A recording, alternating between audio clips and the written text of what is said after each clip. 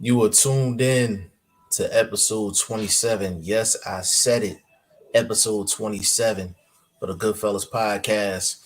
G5 Jeff TV, aka G5, aka 5, aka the Guru in the building. As you can see, I got my main man, got my right hand with me, VP Shane in the building. What's going on, What's going on, bro?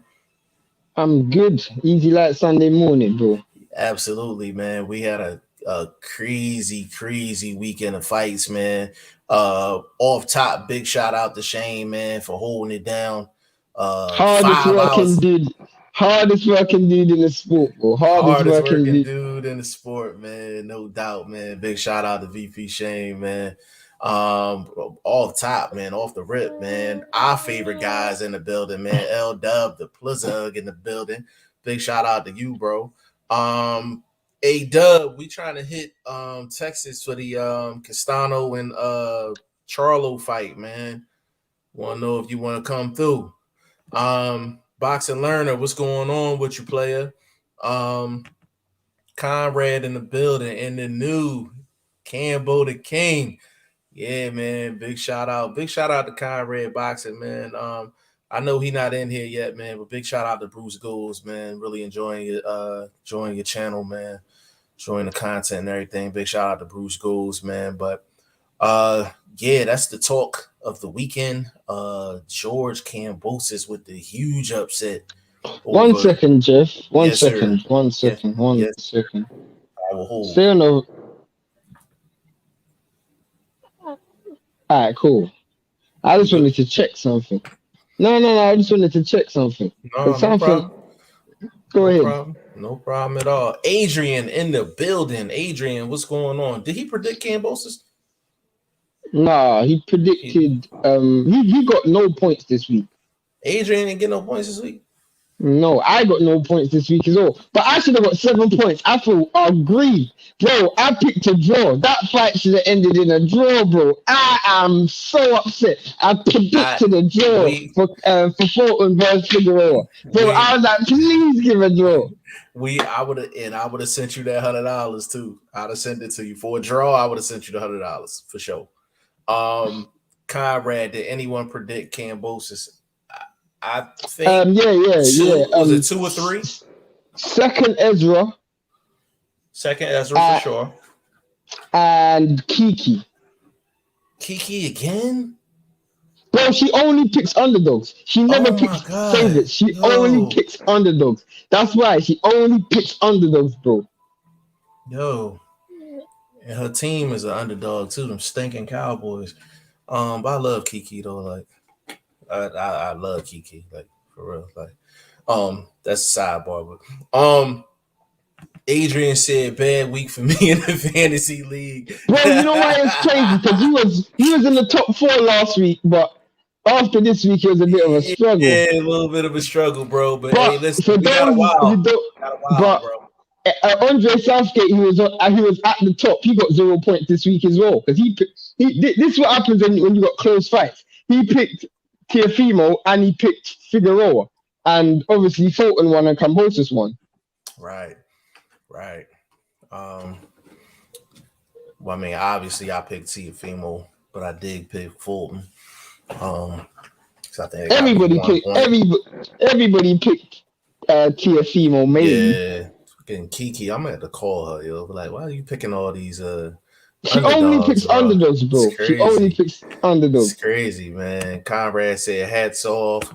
Kiki should bet big. She should. Bro, she would be broke. She would.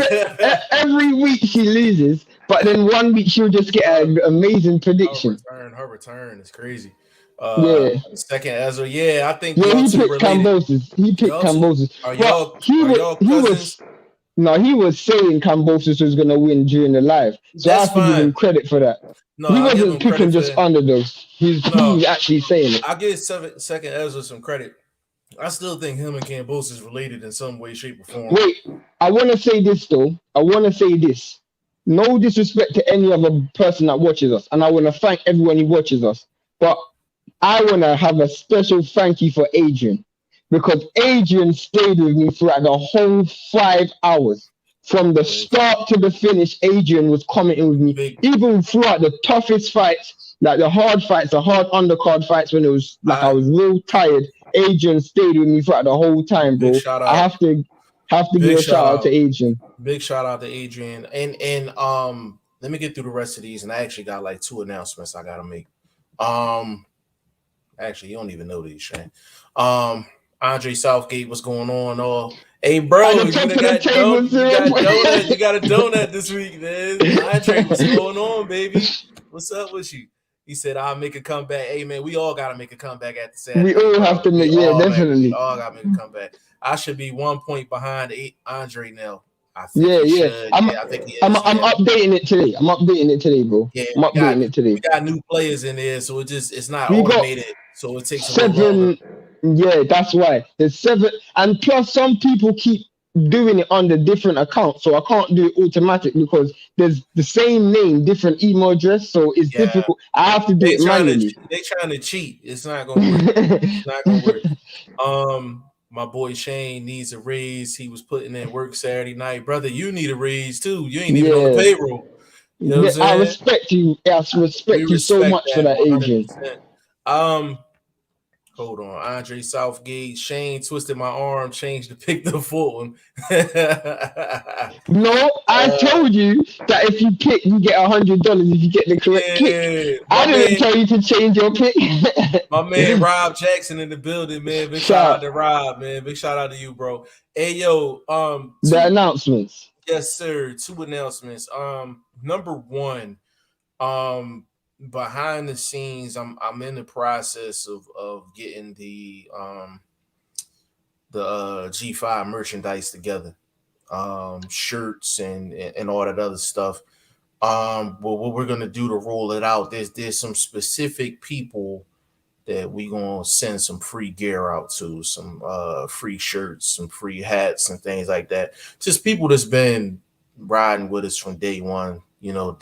So I'm going to be reaching out to you guys, or Shane is going to be reaching out to you guys very soon, probably within the next couple of weeks, just to get your information so we can start sending this stuff out to y'all. If we send you anything, all we ask is one thing, just one thing. Take a picture so we can post it. That's all. Absolutely. And that's all we ask for. So it's we basically got merchandise coming out, shirts, hats, hoodies, the whole 9, and it's all featured around just not only like boxing, but a lot of our customized sayings and things like that, like stuff that y'all would appreciate, at the end of the day, man. So I'm working on that behind the scenes, man, and we're gonna be reaching out to a couple of you guys, man. And off top, man, Andre Southgate is one, Adrian's another one, Conrad is another one. So many names, too many names, man. And we're gonna be giving out free stuff for a little while for a couple guys, man, for real. Edwin Castillo. You had another announcement. Another announcement. Raisa Lean will be on the channel. We're trying to negotiate between tomorrow and Wednesday. But he will be on the Goodfellas podcast. And we do have a collaboration that we're working on this week as well. We got a collaboration we're working on this week as well. You want to just say it? Yeah, you can say it. Yeah, so for the people that's familiar in the UK, man, my man Laurie from Boxing Lowdown will be on with us. Well, a lot of people know Laurie from AFTV. For those who don't know AFTV, AFTV's got 1.4 million subscribers, the #1 fan channel in the UK. So literally his channel is massive. So shout out to him. Yeah, Laurie from AFTV will be on with us this Wednesday. We're gonna message out and tweet out the time and all of that. So we got a real busy week, and we got some other guests and stuff coming. We got interviews and things lined up, man. So it's gonna be we in the kitchen cooking up this whole week, man. Like this Edwin Castillo, is he in the prediction league? I want to say yes. Salute. I've been missing some lives, but catching up as I can. Hey, brother, man, listen, that's all we can do. At the end of the day, we know you're busy. Are you in the fantasy league? I want to say yes, he is. Brennan, what's going on, He's bro? not in the prediction Brennan, league. I'm disappointed with you, bro. You should be in the fantasy league. As much boxing as you talk, you need to be in the fantasy league, bro. Stop playing. 4-1. I don't know why people are mad at it. We're gonna get to that. We're gonna get to that in a second. Well, we're going to be talking boxing for a while. Conrad said, I don't even know AFTV. You don't know AFT. Fair enough. I think Fair he's enough. laughing. I think he's laughing though. I think he do know. He must know. It's massive. He has to know. Yeah, Edwin Castillo. I thought Cambosis had a good chance. His confidence seemed legit, and he was demanding this fight. Tio's dad is another reason I wanted them to lose, but I'm guessing it won't help since they still the same. Hold on. We'll get to that in a second. We'll get to that. No, my brothers, but can you give me that info? Absolutely. Very easy. Very easy. G5JeffTV.com, the number one website on the planet. Absolutely. Hold on. Brother, I don't even like typing. I'm going to type just for you, brother. When you go G5JeffTV.com, go to take your pick. Take your pick. Oh, yeah. Jeff, explain the rules. Explain what's up for grabs. I sure will. So, hold on. Let me type this real quick. I'll be typing slow. All right. So, Edwin, here's the rules, bro. You go to G5JeffTV.com, right? The hottest website on the planet. Then there's a couple lines on the right-hand side. That's a menu button. Click on the menu button. Click on Take Your Pick. And then you can just go in there and make your predictions for this weekend's fights. The winner of the fantasy league wins $500 cash and a championship belt. And it is free to join. So it ain't no excuse. Free to join.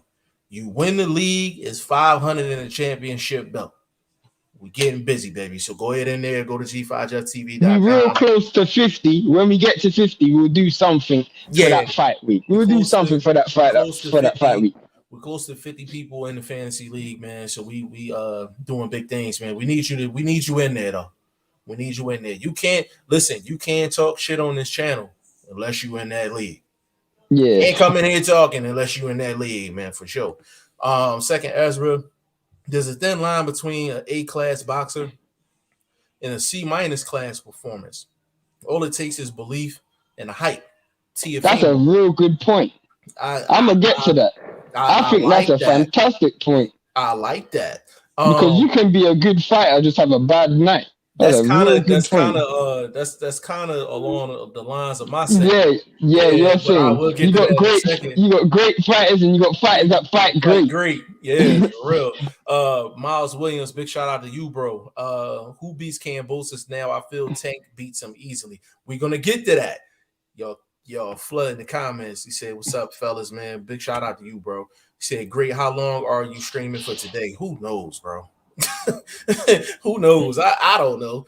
We on all week though. We on every day this week, man. Tuesday, Wednesday, Thursday, Friday, Saturday, jumping on Sunday too. We on all week. Usually it's just Monday through Thursday, but there's so much going on, man. Like we can't take no days off. So we on all week. We got too much to talk about. Talk about. We got Teo, Fulton, Kelbrook, Amir Khan. The fights this weekend coming up. Yeah, we got so much to talk about. Rice Aline. It's crazy. Brendan Smith, what does Teo have to say to the kids now? We gonna get to that. Hold on. Edwin Castillo is a franchise, so I could take on Shane. Bro, it's a special G5JeffTV made. It's made specifically for this fantasy league. Specifically. Ain't no WBC or none of that. Nah, it's now. I'm not gonna lie. I'm unofficially the franchise champion of the first season, but that's another story for another day. But yeah, there ain't no franchise champions or nothing. He said Cambosis just proved himself, and the naysayers that he belongs. I think he won't be easy for anyone, and to count him out is not smart. Okay, so what are we cooking up with first? Yes, so let's segue right into this. George Kambosos huge upset over Teofimo Lopez, and it's so many things to talk about. Not only with the fight in general, but just a lot of the stuff that led up to the fight, comments that were made after the fight. So what I'm gonna do right now, and as I usually do, I'm gonna give my right hand man the floor, give him the red carpet, and I'm just gonna let him go in regards to George Kambosos versus Teofimo Lopez. So with that being said, VP Shane, you have the floor, brother. So if you guys are watching it on live or even before the live, leading up to the fight, there was a clear thing that I said, which was Teofimo Lopez has a very small window to win this fight, purely and simply because of his fighting style and Cambosis' fighting style. I said I give him 6 rounds for him to get this knockout. After watching the reason why I give him 6 rounds is because, one, he doesn't fight for a full 3 minutes, and two, Cambosis has a very good engine. So as the fight goes down the stretch, you're going to really start to see Cambosis get a little bit more success because of how much and how high tempo he can fight at. What Teofimo Lopez done after the first round was really alarming, which was he really loaded up on punches immediately and didn't give himself much of a chance because he was just emptying the clip in the first round. You could clearly see he had no regard for what Cambosis could do, nor the power or anything. He really thought as soon as he touches him, it's over. There was no respect or anything that he had for Cambosis. Obviously, the knockdown happened. There was a flash knockdown, and that immediately told me that I wouldn't say Teofimo was hurt, but Teofimo at that point realized that he couldn't just walk through the front door without paying an admission fee, and that was a good job by Cambosis. And Cambosis wasn't afraid to fire back. The problem was Teofimo Lopez didn't learn his lesson, and he kept going forward, throwing fire punches. But what he didn't expect was Cambosis was going to fire back.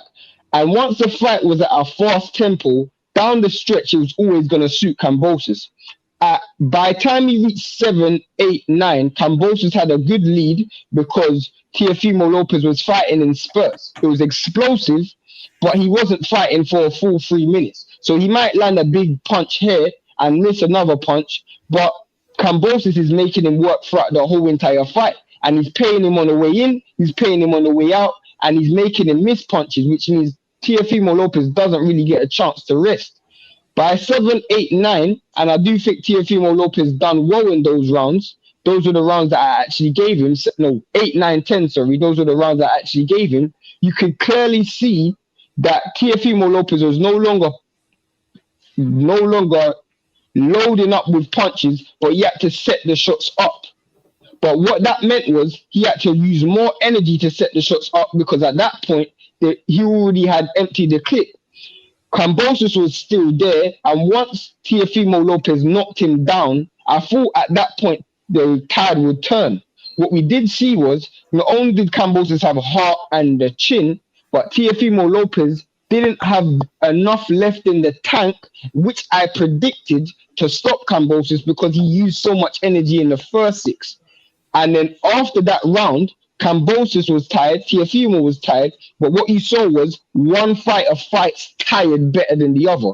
And Teofimo Lopez lost those last 2 rounds, and you can argue that his will was broken because after he hit Cambosis with a money shot, Cambosis ain't supposed to get up off the canvas. Leastly, he's supposed to come back and try and attack you, and that's exactly what Cambosis done.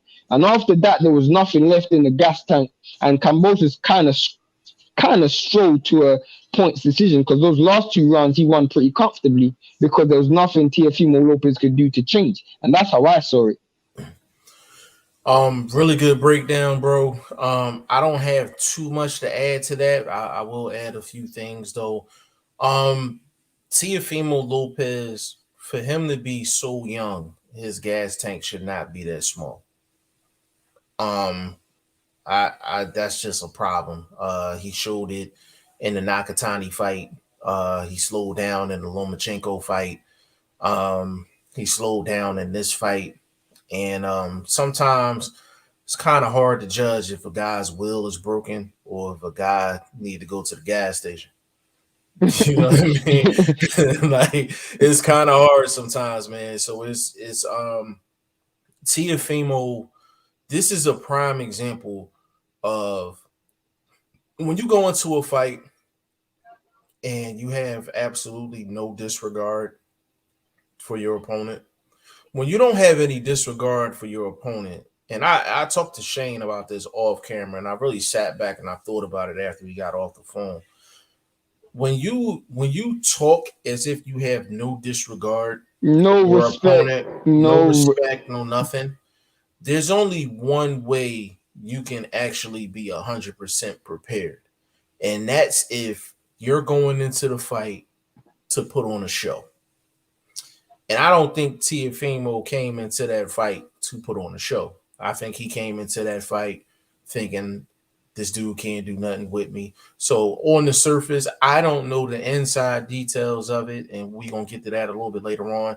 But the fact that he showed no regard for his opponent shows me that he probably didn't put in 100% in camp. And I'm talking about from the mental aspect. Yeah, mentally. Physically, he looked like he was there. Mentally, it's a whole different ball game when you go into a competition, right? And you're facing somebody that's a threat versus somebody that is not a threat. If you're facing somebody that's not a threat, mentally your edge is not 100%. When you're facing somebody that you know can take you to the woodshed, your edge is at 100% because you know you're nervous at the end of the day because there's a real good chance you can lose if you don't bring your A game.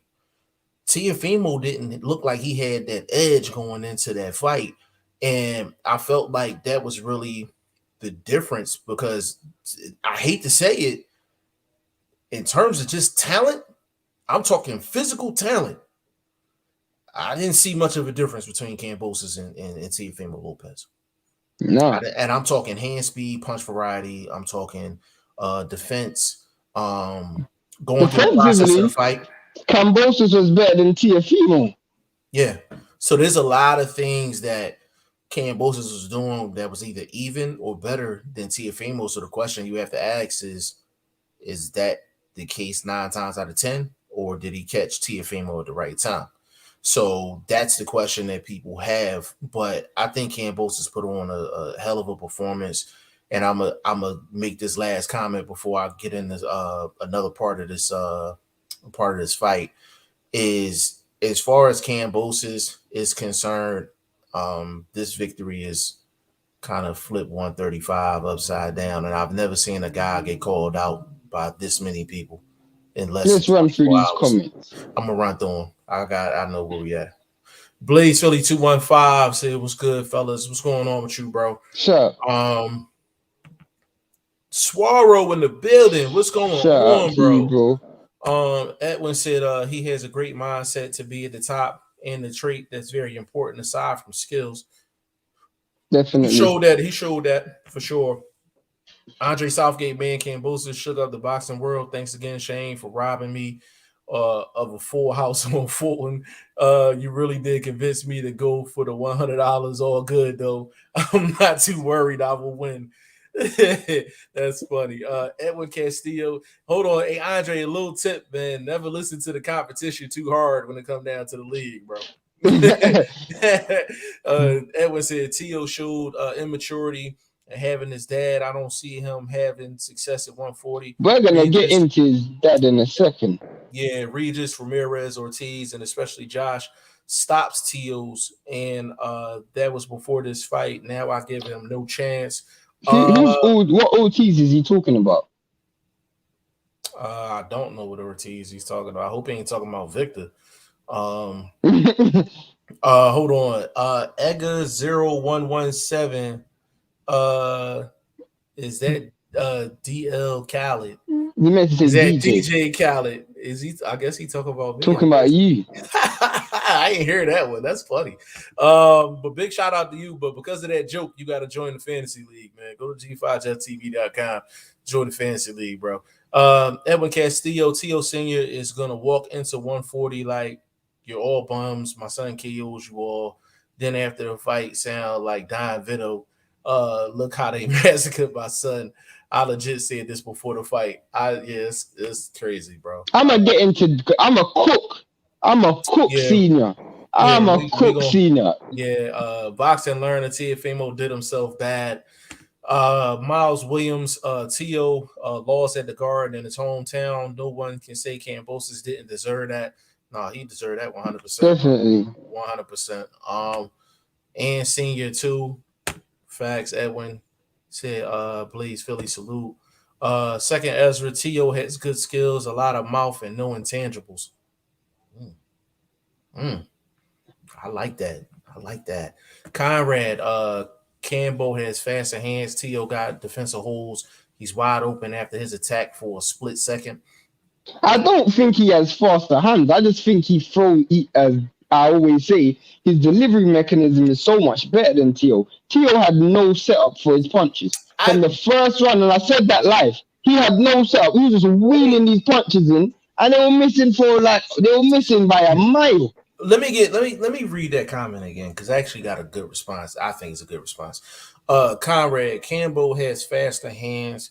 Tio got defensive holes. He's wide open after his attack for a split second. I think Teofimo, I know this might sound weird, right? What I'm getting ready to say, but I fully believe it. Teofimo has the faster hands, but Cambosis gets to the target quicker. Does that make sense? He gets to the target quicker because of the angles in which he throws his shots. And if you notice, his shots is real snappy. Nothing's dull, like everything's snappy with the shots. So he don't throw a lot of bullshit shots. He gets to the target quicker than Teofimo. But Teofimo has the faster hands. I don't know if that makes sense, but in my brain, it makes sense. You know what I'm saying? Jamie Leroy in the building. What's going on? What's going on, bro? Boxing learner agreed. Teofimo has good skills, but he is not a complete fighter. Yeah, he's not a complete fighter. He said, Shane, Jeff, what you think about Amir Khan getting Bud in his training? That's another day. That's a story for another day. Yeah, we got too much to talk about today. Jamie, we got too much to talk about. We'll get to that maybe tomorrow, maybe. Conrad said, makes sense, Jeff. Great point. Appreciate you, bro. Okay, I'm going. Let me segue. I know where you're going. Let me segue. No, before I get to his dad, I was gonna just say something short before I get to his dad. Go ahead, bro. What I was gonna say though is I agree that I don't think that was the best Teofimo Lopez. But what I don't agree with is the fact, for one, you can't take anything away from Cambosis. And this is gonna segue to what Jeff is gonna lead up to anyway. But Teofimo Lopez, to me, when you watch that fight, I did not get the impression at any stage that his preparation, if that fight happens again, I can't say that Teofimo Lopez will lose, but I can't say Teofimo Lopez will win. It's not even about the Cambosis fight. Teofimo Lopez was exposed because in that fight, he really showed how mentally weak he was. That's what that showed me. It's not about Cambosis. Moving forward, a lot of fighters will fight him and expose a lot of his mental fragilities and his physical fragilities as well. For one, this dude can't fight for a full 3 minutes. No matter who he fights, he can't fight for. Against Nakatani, I thought, you know what, maybe because Nakatani is awkward. Against Loma, I thought maybe because Loma he's got good defense and good footwork. But this showed me he can't fight for a full 3 minutes. And another thing is, he can't fight for a full 12 rounds. So those are two things. Whoever he fights, whether it's Haney, Josh Taylor, Ryan Garcia, Tank Davis, whoever he fights moving forward, he can't. They will use that and expose him. They will use that and use that against him, because that is something that I saw which was so clear. So clear. It's not because of lack of prep. That's just who he is moving forward. That is just who he is. And I found out that is a weakness that's going to go on throughout his career until he addresses it. That rant that you just gave actually sparked up a thought. And I never even thought about this until I just heard you talking. If Teofimo is not careful going forward, right? Everything that you just explained, He don't fight for 3 minutes. He don't fight for 12 rounds. How he is in the first half of the fight is not how he is in the back half of the fight. You want to know who that reminds me of? You know who had that reputation in the past? Wilder. Nah. Zab Judah. Oh yeah, of course. Zab Padman's Judah. in the book. Padman's in the. I'm gonna send Padman. We gonna cook for another 5 minutes, and then I'm gonna send you the link. I did not forget about you. I did Trust not forget me, about trust you. me, Trust me, Padman. we did I not forget want about you in today, Padman. Yeah, I want you in today. I'll stop everything I'm saying just to ask you. I got 151 questions for you, bro. We gotta entertain these people in the chat real quick, and then I'm gonna shoot you the link, bro. Conrad, he said it makes sense. His game plan was terrible. His trainer was terrible. His mindset was terrible. We gonna get into that. Jeff was gonna get into that. We gonna get into that. Jamie said Lopez wanted to get the KO so badly. If he boxed, he would have won, in my opinion. We gonna get into that. Boxing learner, probably Jamie. Padman, I'm gonna show you the link in a second. Andre, Teo had no answer to the overhand right. Kept walking straight into it in the exchange. His corner man was giving him terrible advice when he was losing full credit to Cambosis. He was walking into the left hook as well. Yeah, he was walking into that left hook as well. Padman laughing. Yeah, we're gonna get you in here in a minute, good brother. Go on, Jeff. So what I wanted to do was I actually wanted to segue into senior before we get Padman on. And for the people that don't know, Coach Padman McGriff is from out of Vegas, and Padman McGriff has direct knowledge of Teofimo Lopez and Lopez Sr. because he was actually on that team. He used to do pad work. He used to do pad work for Teofimo Lopez, and this was when he was in the Olympic trials and things like that. This is before he even became pro. So he's known Teofimo since he was, I think, maybe like 14 years old, and knows his dad very well. So this is going to be a good one. Why is some in the building? Says Senior did a poor job. The thing about Senior, I'm gonna make this one comment, then I'm gonna let Shane cook on Senior, and then I'm gonna get Padman up in here. The problem that I had with Senior, right, is I did not hear one technical analysis the whole fight. Hey, Teofimo, take a step to the left. Hey, when you throw that two-piece, get underneath or smother the work. I didn't hear one technical instruction the entire time. On top of him lying to Teofimo the whole fight. Like, I know I felt like Kenny Porter did Sean Porter a disservice. I felt like Senior really did a disservice to Teofimo. Go ahead, Shane. I would say listening to the corner advice told me one thing. Teofimo was not prepared for this fight. Because in lead up to this fight, this guy's still calling out Josh Taylor, Devin Haney, he's ignoring Lomachenko, Tank Davis. He's talking about every other fight in the world. He's talking about the fact that he's undisputed. He's talking about the fact that he wants to move up to 140. He will fight in this country, fight here, forgetting the fact that he had an opponent. What made it even worse, and I'm glad YSM is here, what made it even worse was his father. Forget the fact that he's a coach. His father was condoning this. His father was encouraging him, talking about other fights, knowing that he had another fight. That means you're supposed to be the one to say, you know what? Focus on the opponent that you have at hand.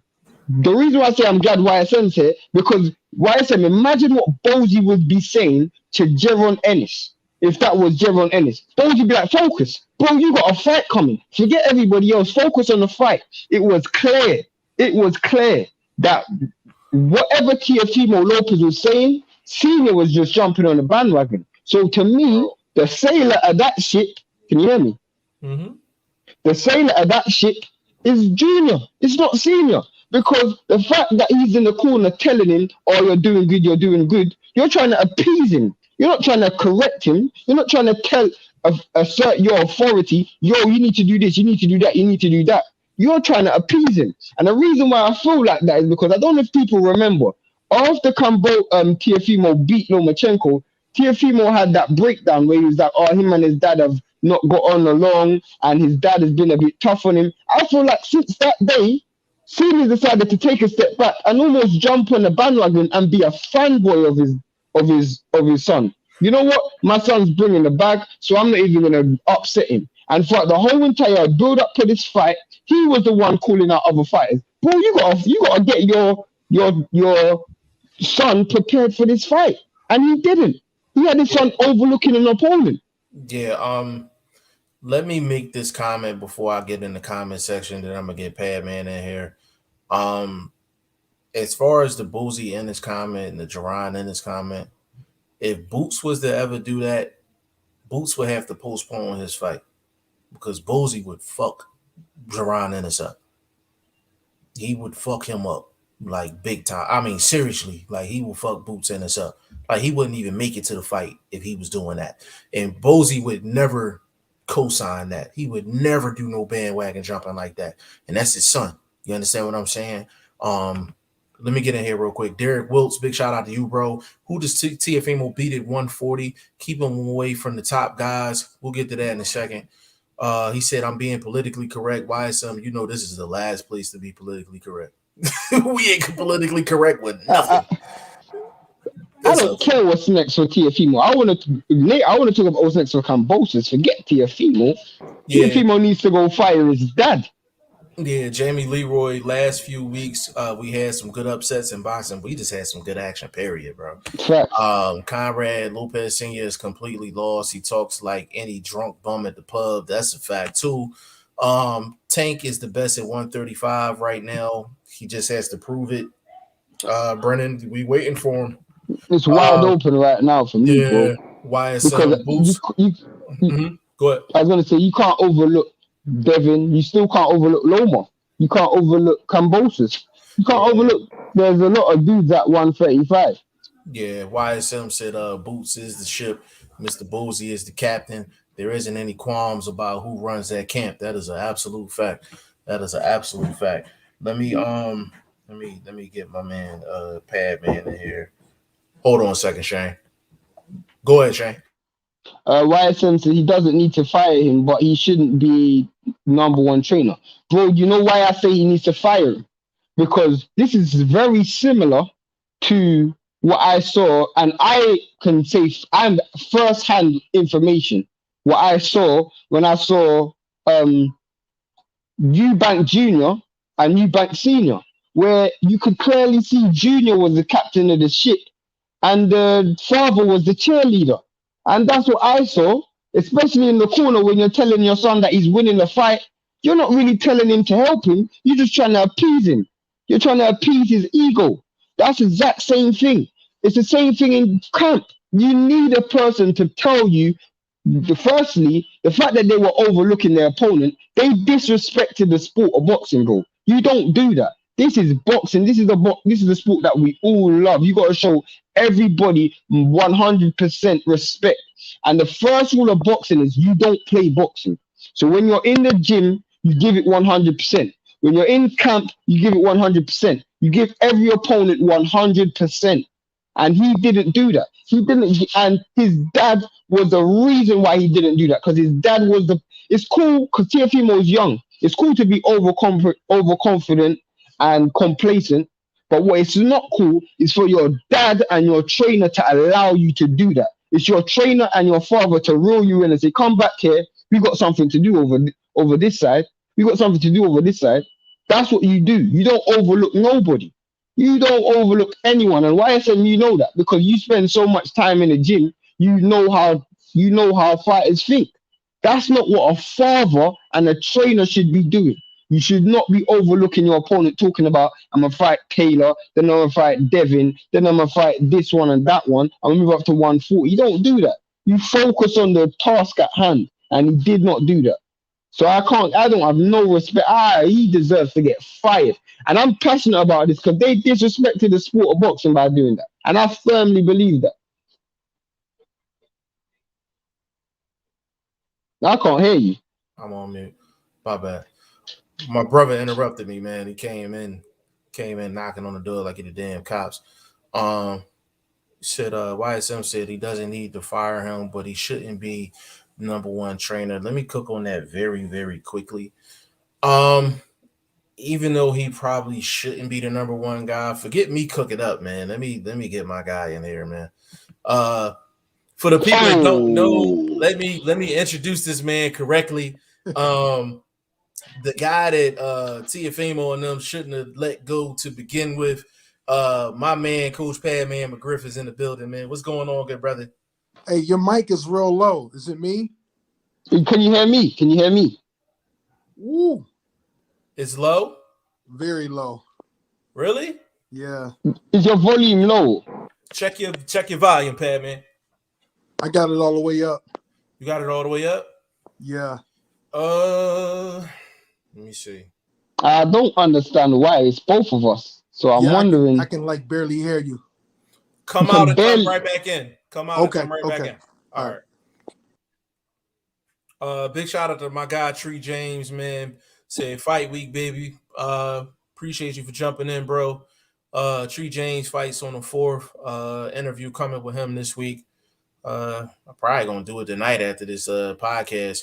Big shout out to Tree James, man, getting his first home game in his career, man. Big shout out to you. Waiting for Padman to get back in here, man. But we about to cook up. Seriously, cook up. Let's see. Better. A little bit better? A little bit better. Okay. It's good enough to talk some shit. That's what I'm talking about, baby. That's what I'm talking about. I can hear you clean. I can hear you so clean. We can hear you clean, bro. But this Padman McGriff, man. What's up, everybody? Listen, Padman. Introduce yourself. Yeah, introduce yourself and then tell them the relationship that you have with Teofimo and Senior. I'm Coach Padman. I knew Teofimo when he was 14. There's videos on my Instagram from me training him years ago. I had his timing perfect, but when they took me out the picture, it was like I guess his father felt kind of threatened too, man, because I wasn't looking for the shine. I was looking for team. And obviously, he said to me, well, we can't use you. Your shit's just for fun. Wow. So that was So I was like, wow, okay, that's cool. That was like a big insult. Yeah. I took it in stride, but I don't have to say it no more, man. I've been to 13 different countries. I've trained Muay Thai, kickboxers, boxers, and won championships in every last one of them. So my resume speaks for itself. Hey, Coach, Shane has been chomping at the bit to get you on camera about Teofimo's dad, man. So I wouldn't hear the end of it if I ain't take the leash off. I'm gonna let Shane go. Go ahead, Shane. Now, first, Padman, you know me. You know how I am. I'm real aggressive with the question. So please do me the favor. When I know you're raw, you will never hold back on any information. I'm gonna ask you these questions based on what I saw. Based on what I saw, can you answer me the simple question? When you was around Teofimo Lopez, what impression did you get of who was running the camp and running the ship? Was it senior or was it junior? Or was it too young to see? Was junior too young to see who was in charge at the time? Well, it was mainly his father's focus was to keep him spiritually as a boxer. Like he did martial arts, he did karate before he started boxing. So he started boxing at 4. He was already doing karate. So he had great rhythm. That's straight from the gate. And, most of his time, just because he was born in Brooklyn, most of his time was in Florida. He trained in Florida. And I gotten to know him and his dad at the amateur tournaments with the fighters that I had. So, you know, he seen my pad work, what I was doing with my fighters, and he was like, why don't you do pads with my boy? I was like, okay, you know, I showed him where to come to, and we got busy. We just matched, man. And from there on out, man, I was there for like 5 years working with him. Mm. But I didn't realize, I didn't understand why he felt the way he felt about my work was totally fucking ridiculous. There was nobody better than me doing pads with him. Still hasn't been anybody. I get you. What was, because you said you said they were seeing you as fun, which I find disrespectful as well. Yeah. With that being said, what was Senior's priority? Because the reason why I'm saying that is because when you got a young, talented fighter and you see where the ceiling is and what he has achieved, at that stage, you knowing him, what was his priority? Was his priority to get his son transitioning to be a world champion or become a money fighter? Or was it so he can improve his skills? Because that's where I feel like there's a conflict. He wanted him to be a world champion, but this is funny when I'm about to say this. Two things. If his father really was a coach, they didn't need me. 1. 2, the second is, good point. He don't have any other fighters. So he rode the coattail till the money came. So does that answer your question right there? Ace, there's no way better to answer that. That answered my question perfectly. Because I got that impression. I got that impression when I saw the fight and I saw the lead up to that fight, where the dude was talking not like a coach, but like a fan when he's saying you're winning the fight. And we all could clearly see he's not winning the fight, but obviously he's got to protect the money. He's got to protect the bag. And I understand now why you say that. But was that always his priority? Was that always his priority to get the financial benefits from it? Or what? Because as you said, he didn't have any other fighter, so maybe it wasn't his plan to be a coach. Well, he said it back then he was going to be world champion. And I probably was the only one that believed in him. Also, in amateurs, I've seen a lot of his fights. And he was pushed. Because Bang Williams was just as good. And Bang Williams didn't even get a tryout for the Olympics. And that boy was fire back then. What he's doing now, don't know. Right. Because I don't follow him as much. But he was pushed most of his career. First of all, he's a good-looking kid. He's marketable. Okay? He has a lot of flash. And he could fight. Those 3 things give you top priority when it comes to making money in this sport. Yeah. Facts. So he has beaten everybody to the punch. But guess what? The mop stinks now. You can't wash the floors no more. What was the most alarming thing that you personally saw from a coach perspective from senior and junior in that Cambosis fight? Well, the advice was wrong, first of all. And most of the time, Teofimo fought, he was at mid-range. Today, he went head hunting. And his father didn't have no authority over him. He could tell him over and over to relax, relax, relax. All the juicing up that his father done did to him made him turn to his own juice just as well. The believing in a person part, mainly your father. You're talking about your father figure. You're going to take his advice and follow his example. So he didn't care about resiliency. He was going off of what his father was telling him. But when he got hurt, yeah, he couldn't believe it. Oh, man. I'm hurt. What do you mean a lack of technical advice? I can't believe I fell. I got knocked out. Listen, I watched that kid get knocked down by Rigondeaux when he was 15 and got back up and gave Rigondeaux some heat, even though Rigondeaux turned it down. Rigondeaux couldn't slip as much because Rigondeaux is mainly a slipper puncher. He's slippery, he's greasy, he's oily, but he don't have enough offense.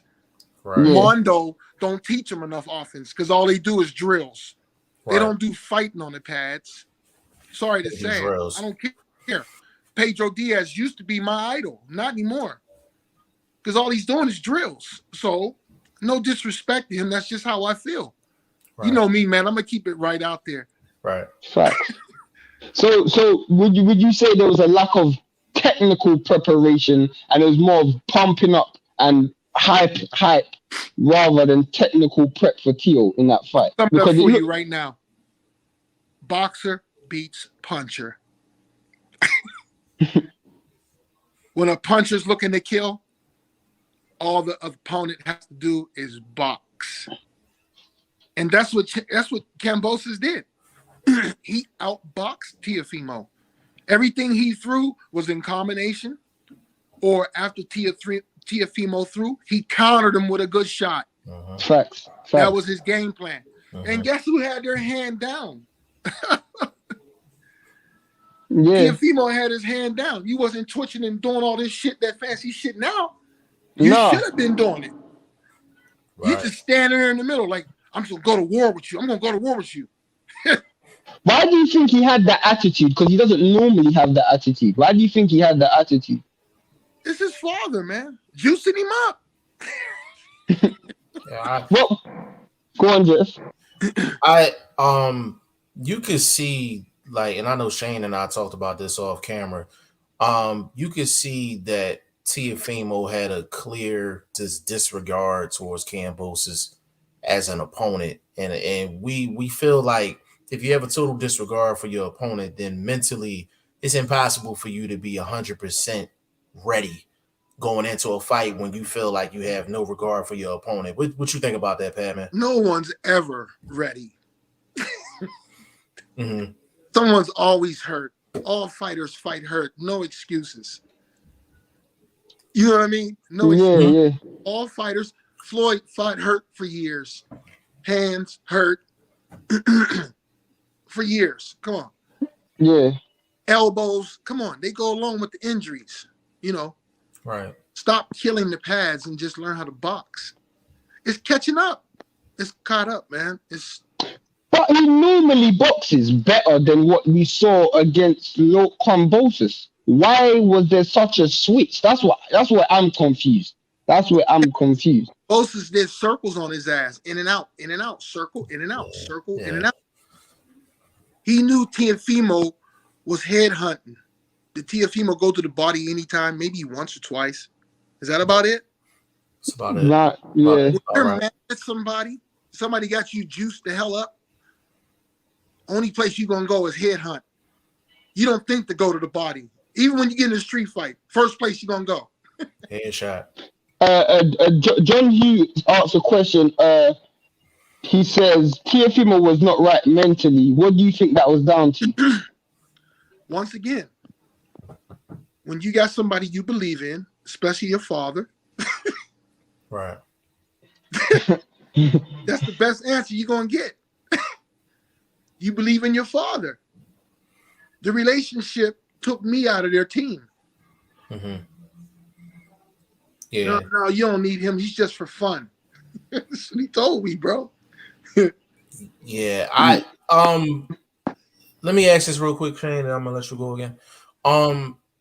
Watching that fight, from a technical standpoint, watching that fight, can you give us a glimpse of what you were thinking in the fight? And I'm talking about from a coach standpoint, just what the things he was doing wrong and things like that. Well, I was looking for Teofimo to go in and out and be twitchy like he was on his last fight. Everything was short. Everything was not big enough. The feet weren't big enough. Wasn't bouncing back and forth like he was when he fought Comey. He doesn't look like the same fighter. And I don't care who it was. If he fought like he beat Comey, he would have did the same thing to Cambosos. Only thing different, yeah, you're gonna have to cut Kambosos off. He's gonna fire counter shots right with you. So that means if you ain't slipping and rolling together, you ain't touching nothing. And Teofimo slip and roll, period. When's the last time you seen him slip? I don't know. Yeah. I don't He know. either That's a moves good. back from a punch or he'll catch it. He'll catch it. Yeah, He yeah. didn't do neither one of those this time. Good point. You blocked some punches because you had fear sitting up there. That's fear. When you're playing instant defense, Yeah. you shouldn't have to play defense full time. Then you play defense. Yeah, I like that. I like that. I like that saying. You shouldn't play for defense full time. I like that. Playing defense full time. That's a fear. Yeah. Yeah, facts. If we look at it, if we remove Teofimo out of the picture just for a second, and we look at just at senior. When I look at senior, you alluded it to earlier. I don't see coach. I see a person who's trying to guide the career, but I don't see coach. Why is there's a lot of things going on relationship wise with Teofimo and his wife? The family's not too happy, but they got to deal with it and learn to love her just as well. There's always turmoil with them. I can't get into that because that's their business. Right. Yeah. But you know, when it comes down to it, and once again, like I said, the father got so much Kool-Aid in his backpack. He's just putting it over his shoulder. Here, take another sip, man. Just are you done? Are you done? You want cherry? You want watermelon? I mean, what flavor do you want? It's not gonna change. You know how bad I want to kick his ass right now and say, bro, you need me. I don't know what the fuck you doing. Because I talk to his father sometimes. If I said, look, man, you fucking need me, bro. Because that's bullshit. That motherfucker wouldn't have respect for me ever again if I said that shit. But the truth is, though, I look at Teofimo Lopez and as much as he's very talented, I don't see progression. I see the same dude that I saw a couple years ago.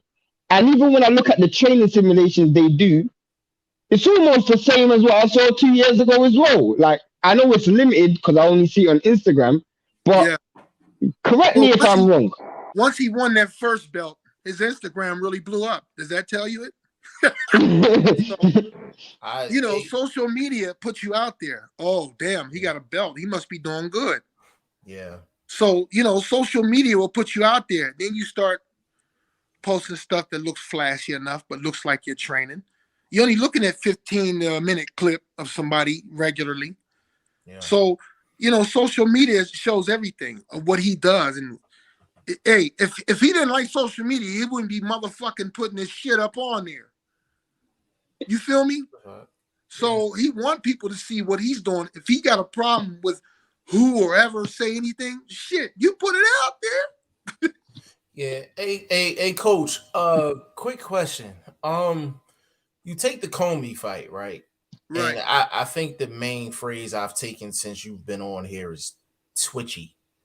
Like, he was very bouncy, very twitchy in that fight. And for the people that don't know, being bouncy and being twitchy is just you're quick coming in and out the target. You coming quick and in and out, mid-range, close, getting out of range, things like that. Everything is quick to the point. He wasn't like that this time. And he wasn't like that this time. When you see that, coach, like a person is twitchy one fight and then the next fight they not twitchy at all. Is that a conditioning thing? Is it a mental thing? Like what you think? What's that down to? No, it's mental. It's mindset. His mindset, his focus was not there the same as it usually is.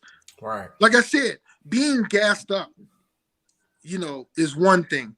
Running into Devin Haney at a boxing match and arguing with him about who's going to fight each other, man, it's time for a brother to be humble.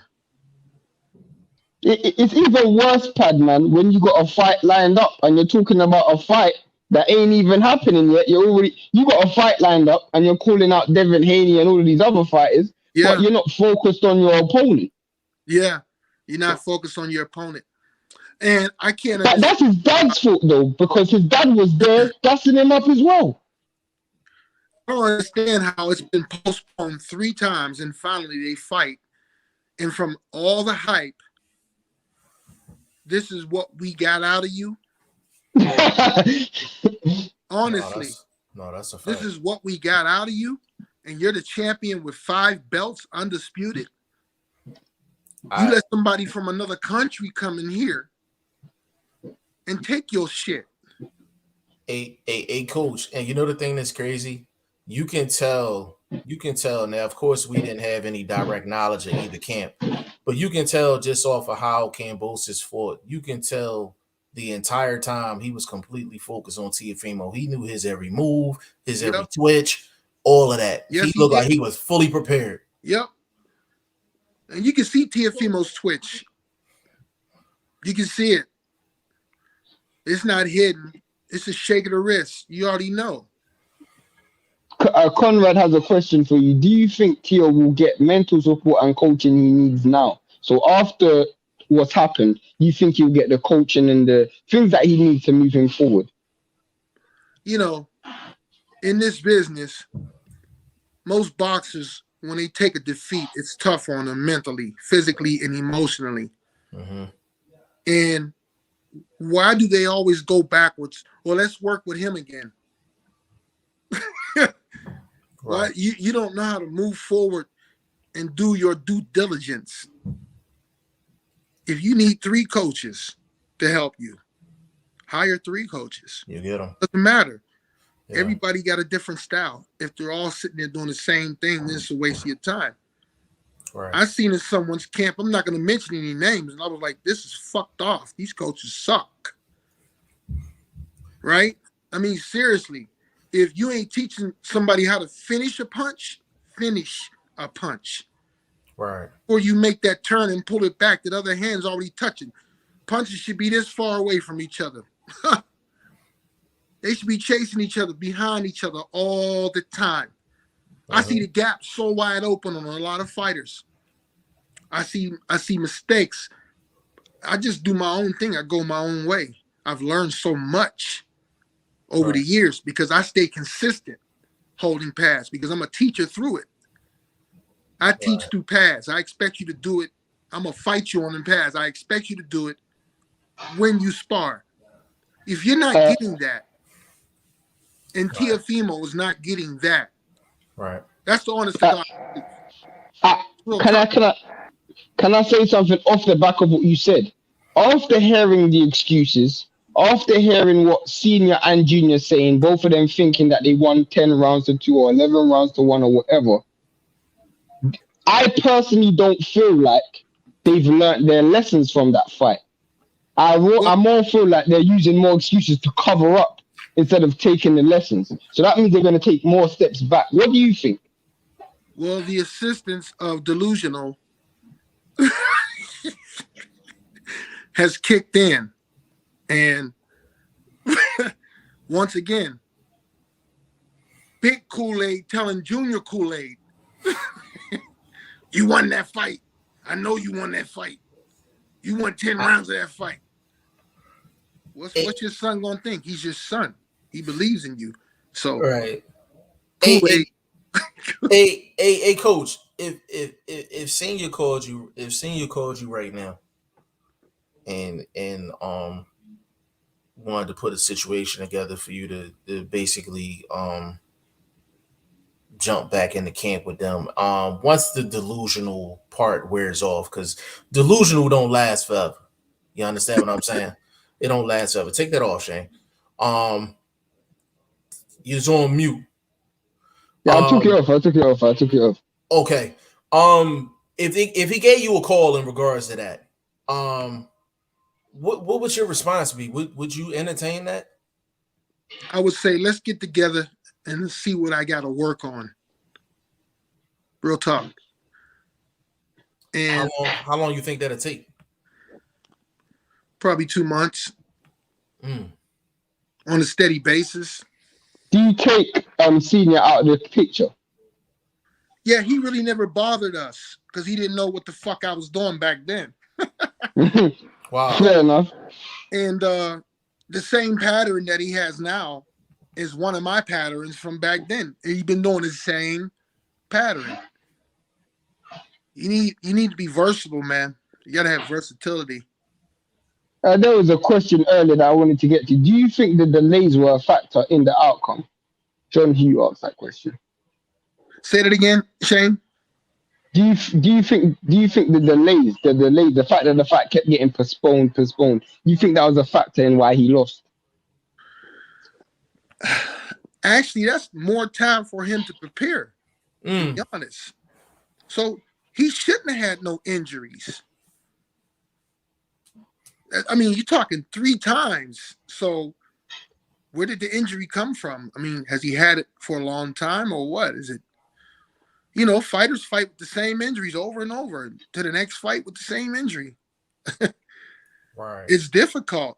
But that's a good question, man, because he probably would have came out with the same results if he didn't have the injuries. To be honest. Fair enough. Because, like I said, dude he did his homework very well. He knew Teofimo was coming out to headhunt him. That guy sat back and slipped and played greasy, halfway in, halfway out, man. Yeah. As soon as he seen an opening with Teofimo threw his punch and put his hands down and didn't have hand placement, he said, "This is easy." Facts. Facts. Yeah. Cambosis looked real comfortable in there. Oh, he was slipping him and rolling and connecting and coming off the catch and countering. I was like, wait a minute.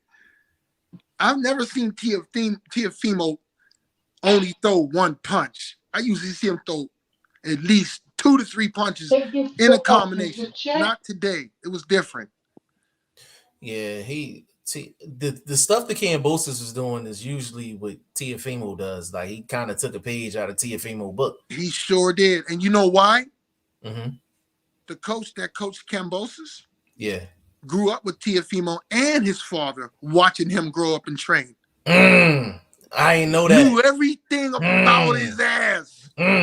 Shane, did you know that? I ain't know that. Santino. I ain't know that. That's his name, Santino. I forget the name of his gym in Florida. Ooh. We used to go there. I used to do pads with Teofimo at Santino's gym. Oh, wow. Damn. And he knew Teofimo and his dad for years because the youngest top rank that signed with Top Rank, he's now 19 years old. Yeah. I think that's his son. Cambosis had to drop on him. Cambosis team had to drop on him.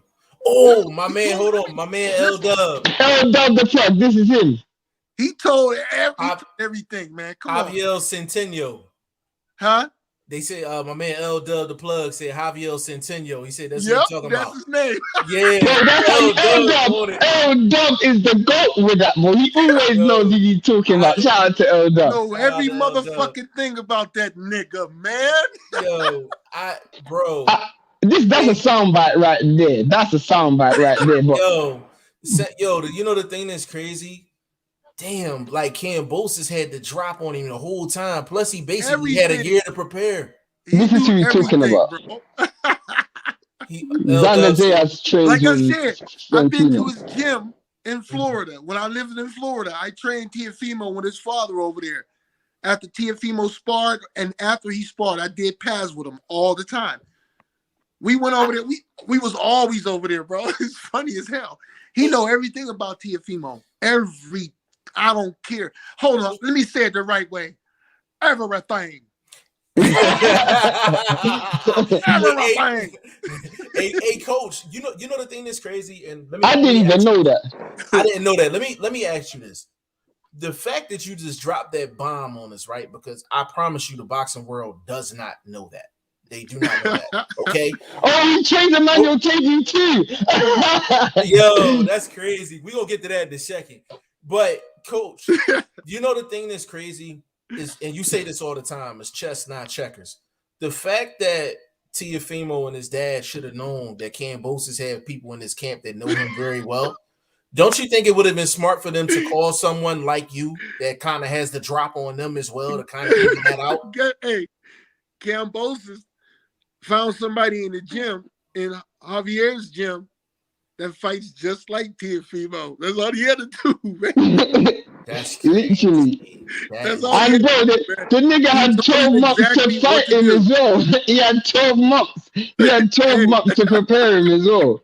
Yeah, 12. Hey, he told the fighter, look at Teofimo, fight just like him. Hey, coach, but you know the thing that's crazy though, coach? It just that gives us insight on why Cambosis looks so comfortable in there, yo. And so prepared. He looks so prepared and so comfortable. I promise you, we didn't know that. Hey, I did not know that. Was over there in the corner smiling and laughing just when they was arguing, right?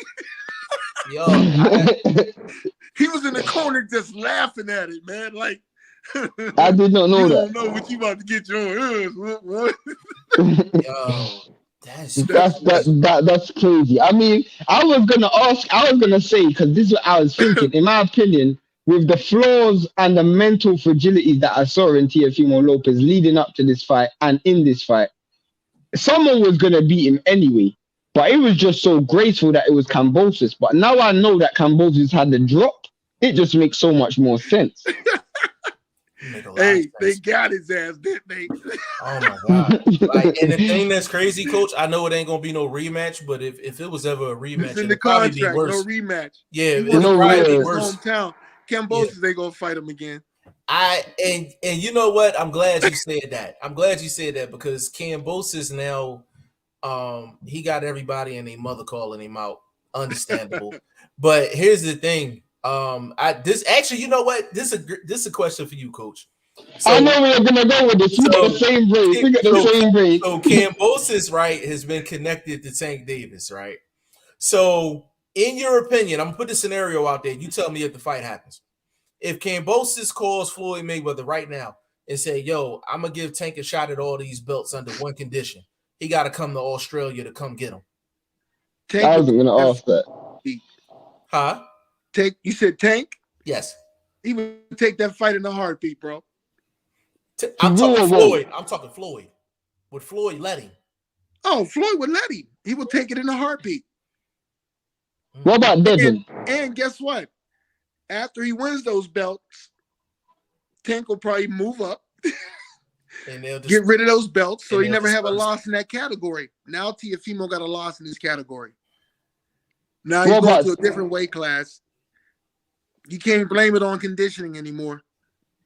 But I got another question for you, bro, because I thought Jeff was going to ask this. Knowing, and this is the fight I want to see more. We're one fight away from real undisputed at 135, and that's Devin Haney versus Kambosos. Knowing the fact that Cambosis got someone who had the drop on Teofimo Lopez in his camp, what would you do if they called you up and say, "Yo, I need you in prep for the Devin Haney fight"? Knowing the relationship that you had, you taking that call? I'd be like, "Send me the plane ticket." Hey, hold on, Padman. We can't just leave it there, brother. Explain why. Well, I was a little disappointed. They picked someone over me to help them train, and I was a little disappointed because I was looking forward to it.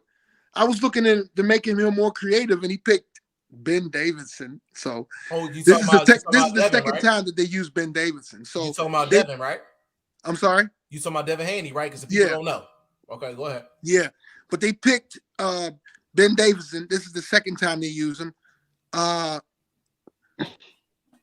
To me, nothing's changed because Linares touched him on the way up and Haney had his hands down. So if you ain't fixing that and fixing his twitch, you ain't got nothing going on, man. Hey Shane, watch this.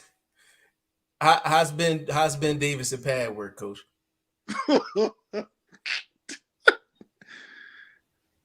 But bro, but I can, the reason why I can answer that, the proof is in the pudding, bro. Like The a best football field with no turf. but the proof is in the pudding. The proof is in the pudding, bro. The proof is in the Best pudding, and the a lot of them the don't realize what pad work really does for fighters. Like, I just don't do pads. I'm a full-time coach. I do strength conditioning. You know, I'm all the way around. I do hybrid training, circuit training with all my fighters. And then sometimes I do the exercise with them. Okay. I wanted to make a statement, then I got a question for you because me and Jeff were talking about something earlier in the live. But what people are talking about Ben Davison, what people don't understand is one of the flaws that people have had about Devin Haney is the fact that he's lacked power, punching power. Yeah. Bro, Ben Davison's claim to fame was Tyson Fury. Tyson Fury left Ben Davison because guess what? Ben Davison wasn't coaching in power. So he went and found someone who was coaching in power. That's just a fact. There's no coincidence that all of a sudden he trains with Ben Davison and all of a sudden he has no power. It's the same thing Fury had. The same problem Fury had is the same problem Haney's having. I don't even think they even got a video out together. But I looked at Ben Davis's page, and I was I haven't seen any. I haven't seen any either. So if it's good, you show it. Hey, coach. Me and Shane been talking about you getting on today all day today. I knew it was going to be some jewels dropped. I wasn't expecting this many jewels in this today. Like crazy. Go ahead, Shane. Me and Jeff was talking about something, and I want to ask you a question. Me and Jeff was saying there is a skill to fighting tired. And what we saw was those two tired fighters in Teofimo Lopez and Kambosos. But Cambosos knew how to fight tired, and Teofimo didn't. Well, there's a little secret. You learn how to take 30 seconds off before the 30-second bell. So you're already recuperated when you coming in around the next bell. A lot of fighters can't do it. You got to take 30 seconds of just slipping and getting your breathing back, slipping and rolling and catching and not throwing nothing and moving around. You're trying to regain your win. You know, more oxygen to the brain is through the nose. A lot of fighters don't practice that, and they don't practice spinning in place for equilibrium. So there's a lot of techniques that a lot of the coaches don't teach because they don't understand and they don't know what it's for. Hey, coach, and we always say fighting tired is a skill set. Would you agree with that? Always. Even if you're in shape, you still gonna be huffing and puffing. You got to train your lungs. You got to train your lungs, and that means working on cardio, some type of way. You still have to train your lungs, man. Hey, coach, yo, you know the thing that's crazy, that whole 30-second thing you just said, like actually kind of coasting the last 30 seconds before the round ends to give yourself the extra 30 seconds. You know who actually was great at doing that? Yeah, Floyd. But I'm talking Floyd. But I'm talking before the 30-second clock. Correct. I know what you're talking about. What you're talking about. Floyd was great at that. I never thought of that. Floyd was, hey Shane, if you ever watch Floyd fight, right? He did. Yeah. You notice the last 30 seconds, he really just does a lot of posturing and stuff for the last 30 seconds of the round. But so does Fury. Sticking your tongue out, arms behind your back. Yes. Doing all of that stuff. But ain't really no substance. You're just catching a breather. Yeah. And you're still winning the round. You're still winning. Damn. There's gears to shit. Yeah.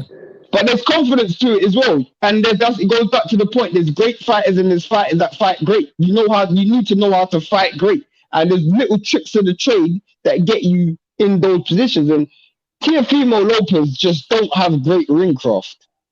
He didn't have a how would I say it? He didn't have no type of rapid fire process, like afraid to throw, like you bang, bang, bang, bang, bang, bang, bang, bang, bang, bang. Look, man, you gotta just sit your chin down and just give it to him, man. And he just was not there with his feet. His twitch was off. I've never seen him like that. And I've seen him in worse situations, and he held his composure a lot better. When he fought against London in the Olympics in Orlando, it was me, him, and his dad. And he was whooping dude's ass. Dude started doing foul shit, punching him in the balls, squeezing on his head, pushing his head down. Dude ended up getting disqualified, and Teofimo won the whole thing. Like, I was there for all that shit, man. Can I give the question? The fun. Yeah, the comment section's got some questions for you, Padman. So let's let the comments, the guys in the comments get some questions. If your Padman is chill and is 100, does he have a fighter or get more info on Padman? Should come on more interviews, bro. Padman's always got an open invitation, but Padman, let them know how to. He always on here. But yeah, let them know where to find you and what's going on with you right now, man. Appreciate it, Edwin. I'm at Coach Padman on Instagram, and then William McGriff, boxer trainer on Facebook, on TikTok, Padman McGriff. Hey, Coach, give him a couple names you done work with. Some people that they know. Man, Hector Lombard, Teofimo Lopez. Wow, this Shannon Briggs. Wow, there's so many, man. My man, Even Garby, obviously that's my vote right there. Even Gabu. And you in the Mayweather gym?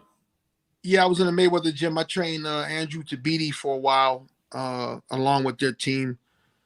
Sharif Bulgari, he's 33-2, 26 knockouts. Yo, we need him on, man. I just finished training him at Mayweather's, man. Tell him to jump on, man. He was playing just around. Working. I got a kid named Victor Reynoso coming in from Boston. I got Marcus Brimage coming in, the bare knuckle fighter coming in on the. I heard of Marcus Brimage.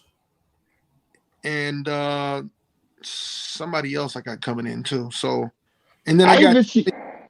I'm sorry.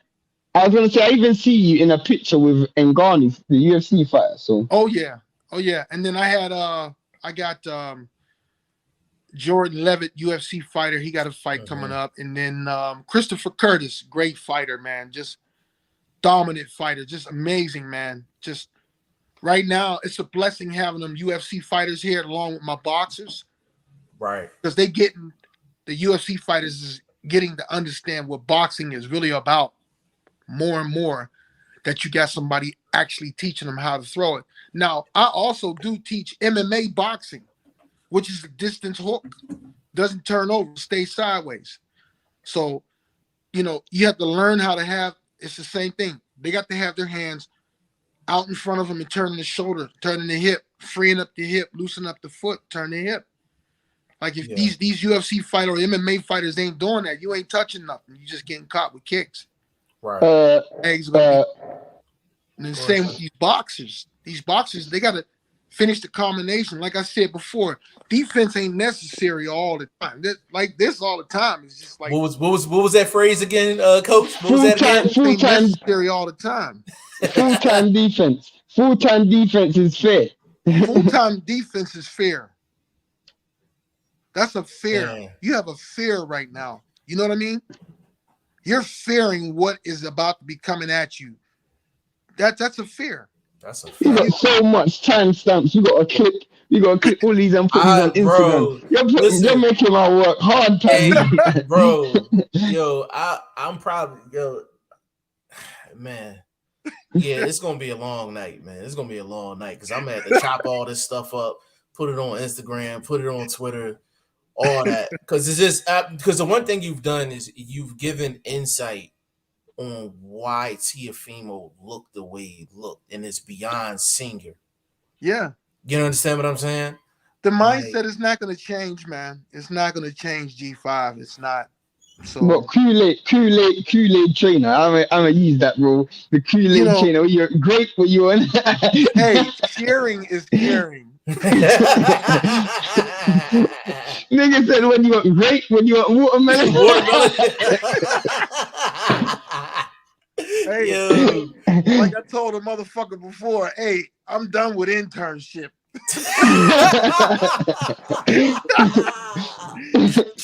I did enough internship.